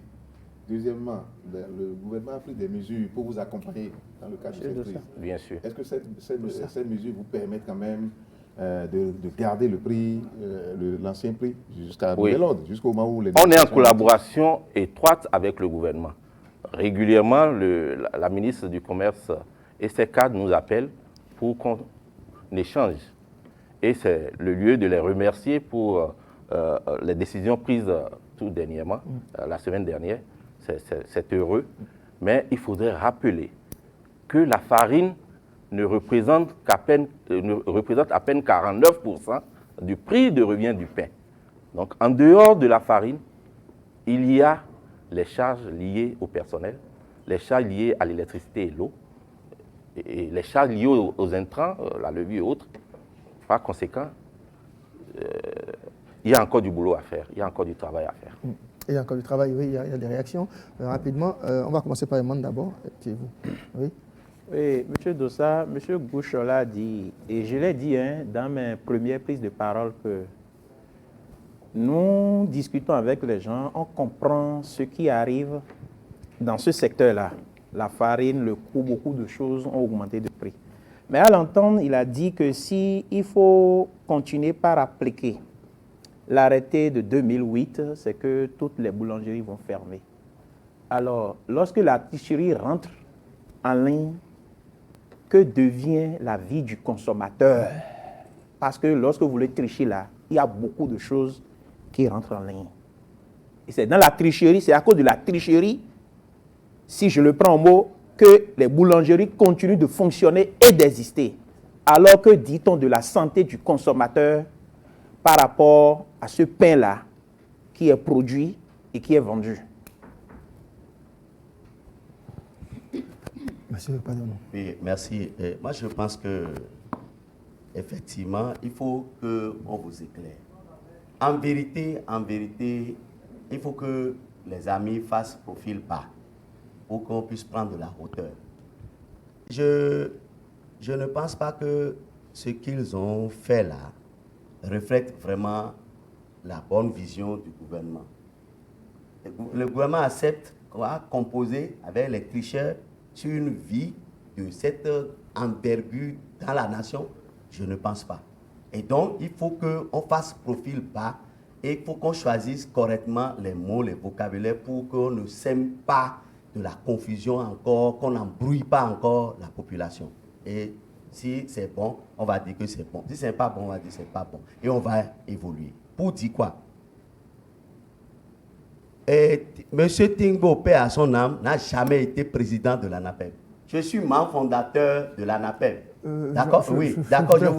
Je voudrais faire cette clarification pour qu'on ne continue pas à faire les choses comme il le pense. Oui. Monsieur Atingbo, paix à son âme, moi je l'ai connu, il fut le trésorier général de la CCIB. C'est nous qui avions mené les combats pour porter la NAPEV sur les fonds baptismaux dans le temps. Et donc, du coup, ils n'ont pas l'histoire. Donc, je vais fermer Revenons la page là. Sur le pain, sur la tricherie des boulangers, c'est mieux. Sur la tricherie. Je crois que nous sommes des responsables. Et le pouvoir public doit compter sur nous. Et je voudrais simplement... notre position était que on ne peut pas être ici et on va allumer la poudrière sur le dos du pouvoir, quel que soit ce qu'il y a, quel que soit le problème que nous traversons, quel que soit le niveau de cherté de la vie. Quelques questions de relance. Est-ce que vous reconnaissez que le prix des intrants a augmenté? C'est pour reconnaître ça et pour aller dans ce sens-là, c'est qu'on s'asseye nous-mêmes objectivement avec toutes les parties prenantes. Ce n'est pas une association qui se lève. Ça, c'est le rôle des autorités. Moi, je veux savoir. Non, même nous, si vous reconnaissez que les prix des intrants ont augmenté et que le prix est quand même maintenu à 125 francs, comment vous, par exemple, boulanger, comment vous faites? Quelle magie faites-vous pour maintenir le prix à ce niveau-là alors que les intrants ont augmenté? On doit retourner à la table de négociation pour savoir ce qui rentre chez nous là. Est-ce que ça a une conséquence vraiment de cette envergure et qui nous amène à se prononcer sur une augmentation ou non? Mais tant qu'on n'aura pas fait ça, personne n'a la vérité pour dire que, parce qu'on dit l'huile coûte, ça suffit pour que moi, je change quelque chose à la maison. C'est ce qu'il faut qu'on soit objectif dans les débats. Oui. Pour le vice-président. Le vice-président, tout à l'heure, nous a avoué qu'il y a deux catégories de boulangerie, pâtisserie au Bénin. Il y a celles qui sont officiellement reconnues, il y a celles qui travaillent dans la clandestinité. Mais de part et d'autre, on observe qu'il y a de la tricherie. Alors, qu'est-ce que votre association fait pour aider à combattre cette tricherie pour le bonheur des consommateurs? Merci, monsieur. Vous avez dit tout à l'heure que nous avions dit qu'il y a deux catégories de pain. Mais il n'y a pas seulement que deux. Il y a également les pains sucrés, les pains anglo-saxons. Et ceux dont je parlais tout à l'heure, ce n'est pas des pains anglo-saxons. C'est le pain que nous avons l'habitude d'appeler pain sokol, le pain bâtard, ce pain-là. Voilà. C'est ça qui est sokol, non? Oui, c'est de ce pain que je parle. C'est ça qui est encore bâtard? Voilà. Ah, d'accord, ça a beaucoup de noms. Pain bâtard, pain sokol. Et ça, c'est quoi? Le pain anglo-saxon? Anglo-saxon. D'accord. Et donc, il y a cette catégorie de boulangeries qui fabriquent du pain anglo-saxon, qui sont aussi dans une corporation qui n'est pas forcément la nôtre. Nous, notre corporation, c'est les pains baguettes que tout le monde connaît. C'est de ça qu'il s'agit. Et nous avions près de 434 adhérents qui sont sur toute l'étendue du territoire national. C'est important que je fasse cette remarque. Pour revenir à votre question, où je disais tout à l'heure qu'il y a de la tricherie dans nos rangs, c'est dire la vérité. Ne pas reconnaître cela, c'est faire preuve d'hypocrisie, comme je le disais tout à l'heure. Mais cela ne voudrait pas dire qu'il y en a qui ne font pas du bon pain. Il y a des boulangeries sur la place au Bénin qui font du très bon pain.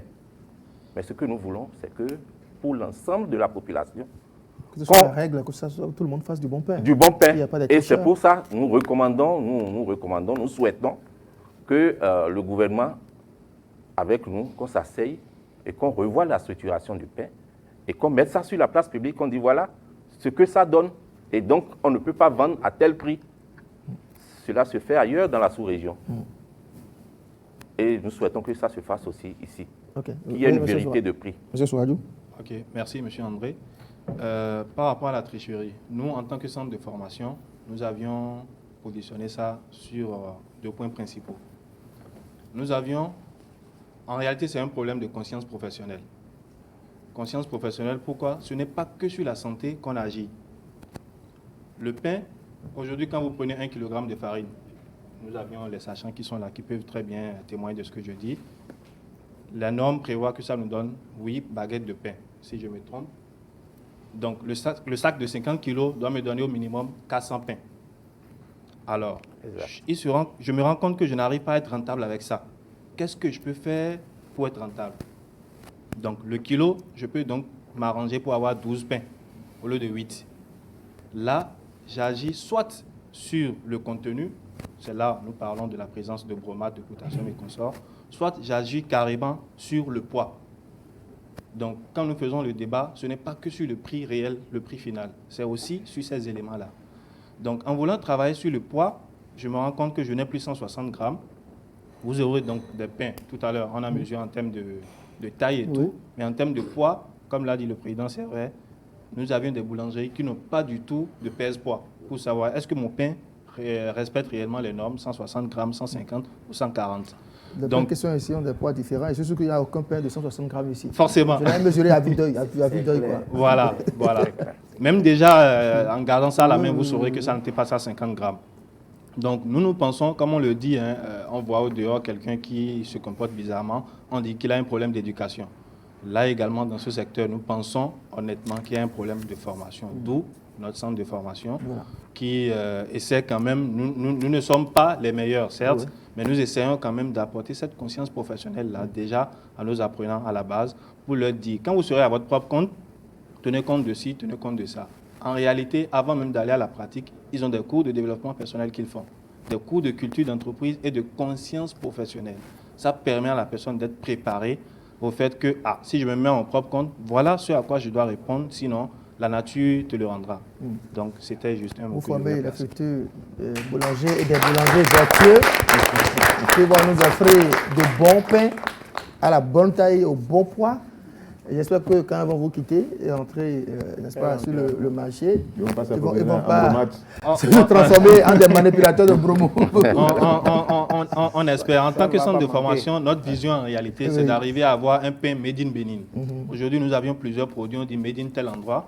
Nous aussi, nous aimerions que demain, dans un futur très proche, avoir un pain made in Bénin. Avoir un pain de made in Bénin, ce n'est pas fabriqué avec du blé de l'Ukraine ou de la Russie. Aucunement. C'est utilisé par exemple des produits alternatifs. Qui vont respecter certainement des normes, notamment les normes HACCP, qui nous permettront peut-être, pourquoi pas, on n'a pas beaucoup de temps, on n'a plus de temps pour aborder l'alternative, pour voir dans quelle mesure utiliser nos céréales ou des tubercules pour fabriquer un pain. Justement, quand il parle de pain made in Bénin, c'est pourquoi je voudrais lui poser la question de savoir, c'est à base de quel matériau, de quelle matière première. Exactement, c'est toujours pour promouvoir le consommation local.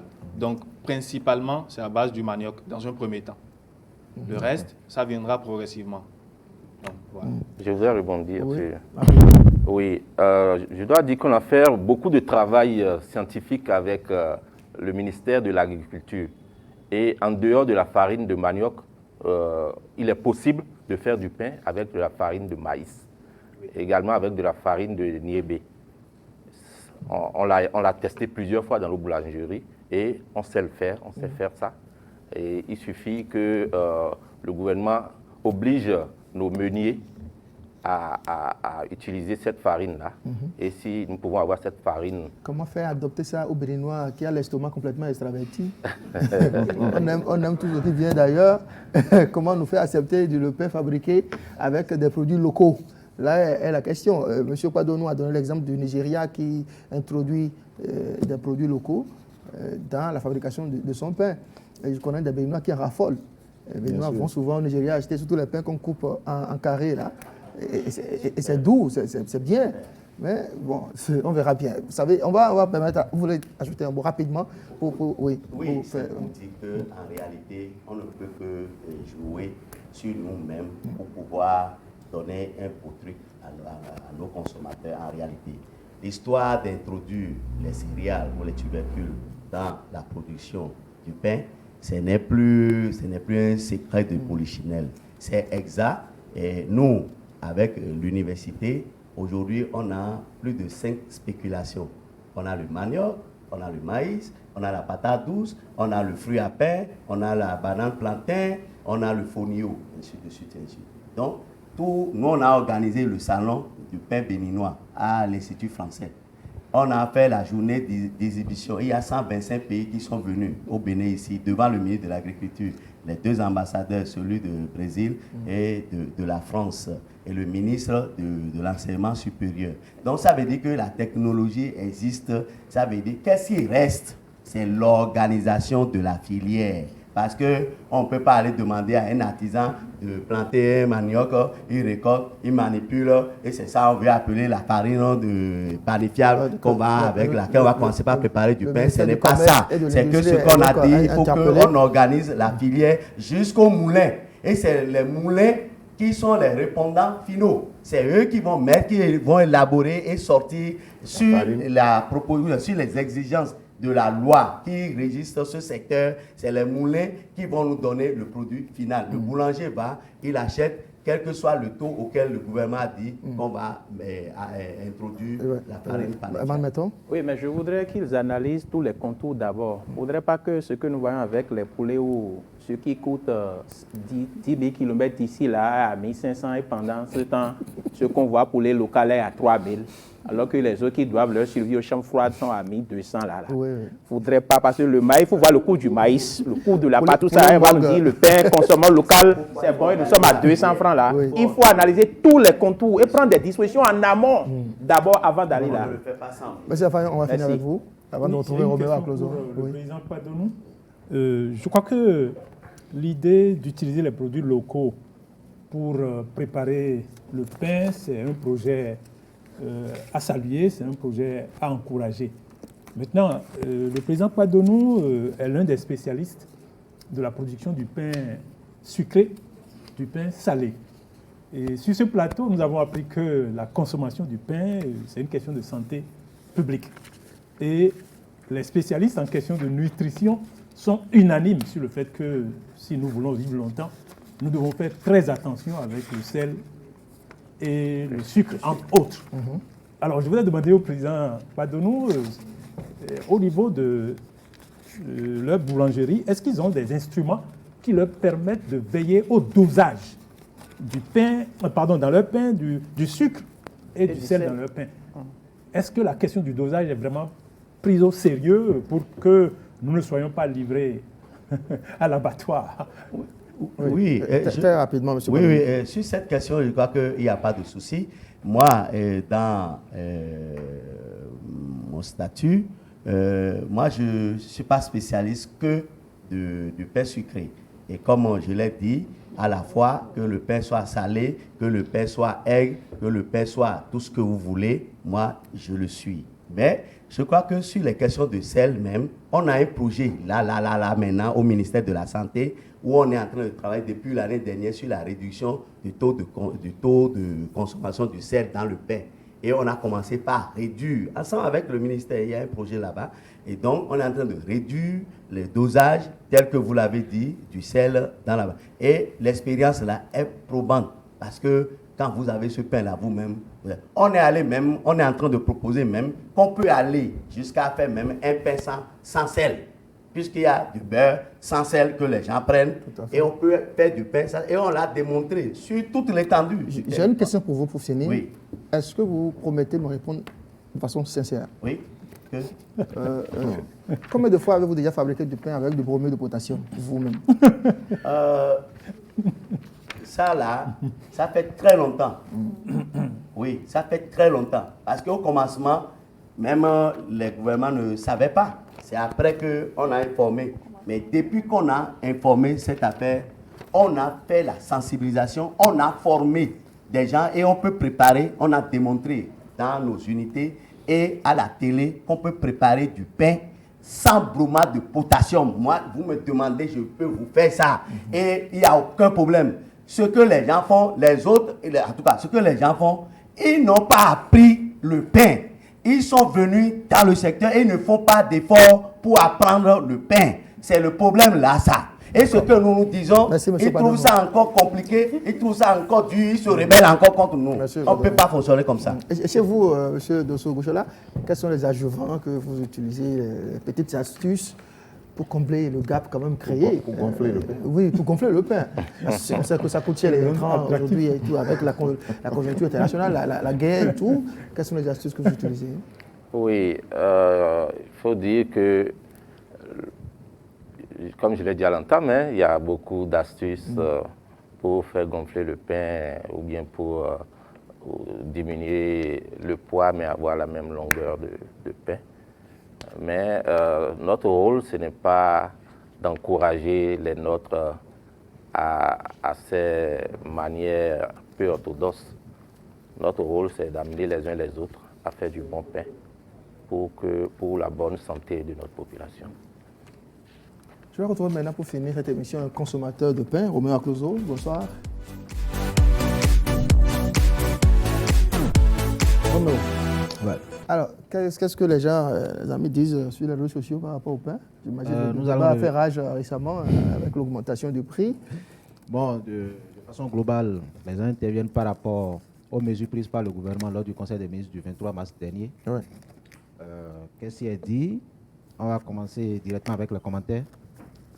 Yves-Patrick Loco, il faut le suivi en tout. Même quand vous envoyez des bonbons aux neveux du village, vérifiez qu'ils en sont les vrais destinataires. Mais Dieu va nous aider. Salut Soumanou, ok c'est bien, mais est-ce qu'il y a vraiment un allègement? Car la réalité en ce qui concerne les produits de première nécessité sur le terrain reste le même. La preuve, le riz était pratiquement à ce prix avant le Conseil des ministres. Donc apparemment, pas de changement. En tout cas, c'est le constat. Aruna Kpadonou, il dit, les mesures sont salutaires, sauf qu'il ne suffit pas de les décréter depuis le Conseil des ministres. Il faut trouver les mécanismes de leur application dans les marchés. Pas comme Eman Deguenon. Si l'ONASA était en mouvement, l'État pouvait lui confier cet ajustement pour le bonheur des enfants du pays. Il est Espoir Aguemon qui dit, nous disons un grand merci à notre président. Cela prouve qu'il est à l'écoute du peuple.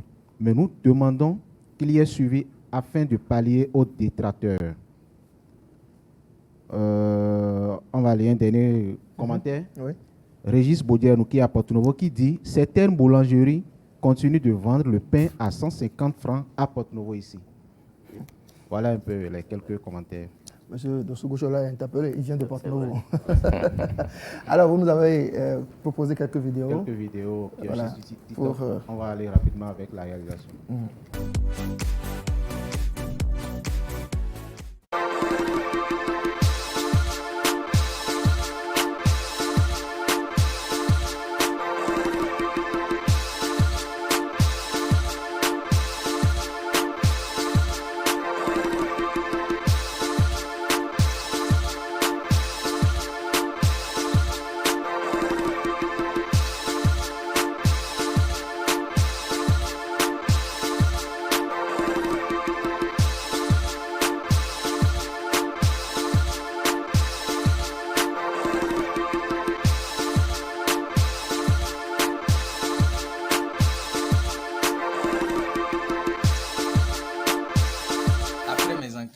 Rien n'a changé.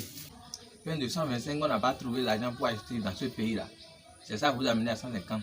Soit on laisse tout. Poutine demi-façon. Ou bien ça vient de la Russie. Pharmacie, donc, comme. Piscine, virgule. Mes frères et sœurs, réfléchissons pendant 10 minutes. Vous vous rendez malade juste à cause de vos plaisirs. Nous ne vous refusons pas d'aller à la piscine, mais... Koi, dans la même piscine, il y a celui qui est malade. Mais les timons, il y a des filles qui sachent bien qu'elles sont en période ménowa. Sous les timons bandés, bon, les éjaculés demain. Mais les timons, tout entend demain. Bon, ouais, des frères, pour nous, sur mon croix, nous. Dans le même bas-fond, il y a plus de 30 personnes. À part Corona, il y a aussi infection qui n'est pas petit. Eh oh, menine de rojo mine, fidèles sont les nakoyon, les dièques, que les femmes aussi commencent par donner de l'argent à leur mec. S'il te plaît, bébé, fais-moi Momo. Je veux me tracer, je veux payer le loyer, je veux payer l'électricité. J'ai envie de manger shawarma et pizza. Koi, à doit envie à mon envie, nakbedje. Trop c'est trop, non, soyons sincères. Une relation amoureuse n'est pas une prise en charge. C'est vrai, on va s'entraider. Mais il faudrait que ça soit réciproque. Bon, et le mot dion, mais mon appel est assis d'assis à ne mais au moins dans le passé, hier, moi, quand ils m'ont dit, mais dion doit pas me laisser mon soir. J'ai envie de réformer le même les fonctionnaires calculent avant de prendre de la bière. De loin, si quelque chose ressemble un peu à l'argent, ma version à que symbolisé, Coclo me dit en manque avec capsule. Et rachapela que va doubi caé. Mais la pauvreté persiste à 40 On dirait que la vie tourne dos à ceux qui combattent pour l'égalité. Actuellement, la vie met un ordinateur dans le torrent d'ici dans le tournant au souron. tu fais quoi, leur ami? Ah, moi, je béninois, je bonne flash chinois, là. Et t'es dans deux ingrédients. Ah, oh, maintenant, Georgette, tu as pu bloquer ta femme. À classe, c'est pas bien, donc. On doit suivre le gars, ouais.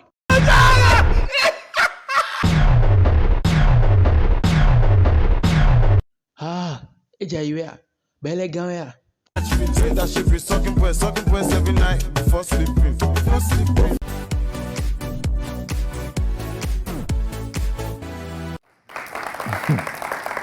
Merci beaucoup, Roméo Clozo. Continuez toujours de manger du pain. Hein? Naturellement. Ne vous inquiétez pas, ne vous fiez pas à tout ce qui a été dit ici. Le pain béninois, en tout cas pour ceux qui en fabriquent, c'est de bonne qualité, demeure fiable. Bien, monsieur Nsugushola. Bien sûr. Parce qu'on n'a aucun moyen d'éviter les boulangers véreux pour savoir qu'est-ce qu'ils ont mis dedans. D'accord. Par contre, on peut éviter de s'approvisionner au bord de la voie. Les bonnes dames sur la voie de Ouida, là, devant les boulangeries, dans les gares, devant le stade, etc. C'est compliqué. Hein? Ça tombe, on ramasse, voilà, quoi, ainsi de suite. Bon, Dieu va nous protéger. Merci beaucoup. Ce sera tout pour le Grand Canal de ce jeudi. François Oudou, Raouf Afagnon, mes chers chroniqueurs, merci beaucoup. Nos invités, Eman Metton de Bénin Conso et Droits de l'Homme. Merci d'avoir porté la voix des consommateurs sur ce plateau ce soir. Monsieur, oui, ça finit, malheureusement. Le temps n'est pas élastique. On a même abusé un peu. Monsieur Servet Padonou de la PPSP Bénin. Merci à vous également. Monsieur qui nous a finalement rejoint, Octave Dosso Gouchola.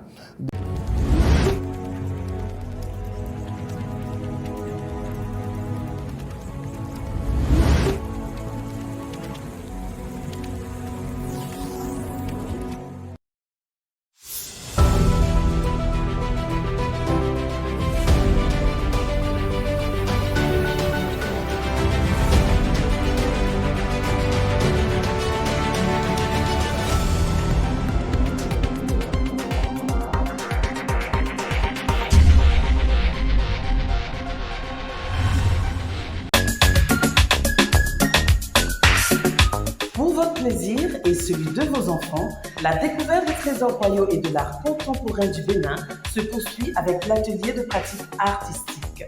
Public et gratuit pour vos enfants de 4 à 12 ans, c'est tous les samedis et dimanches à l'espace animation de l'Expo Art du Bénin de 10h à midi et de 14h à 16h à intervalle d'1 heure par atelier. Inscription à l'accueil ou au www.expoartbénin.bj/atelier-pédagogique. Renseignements au 00229 56 98 10 82.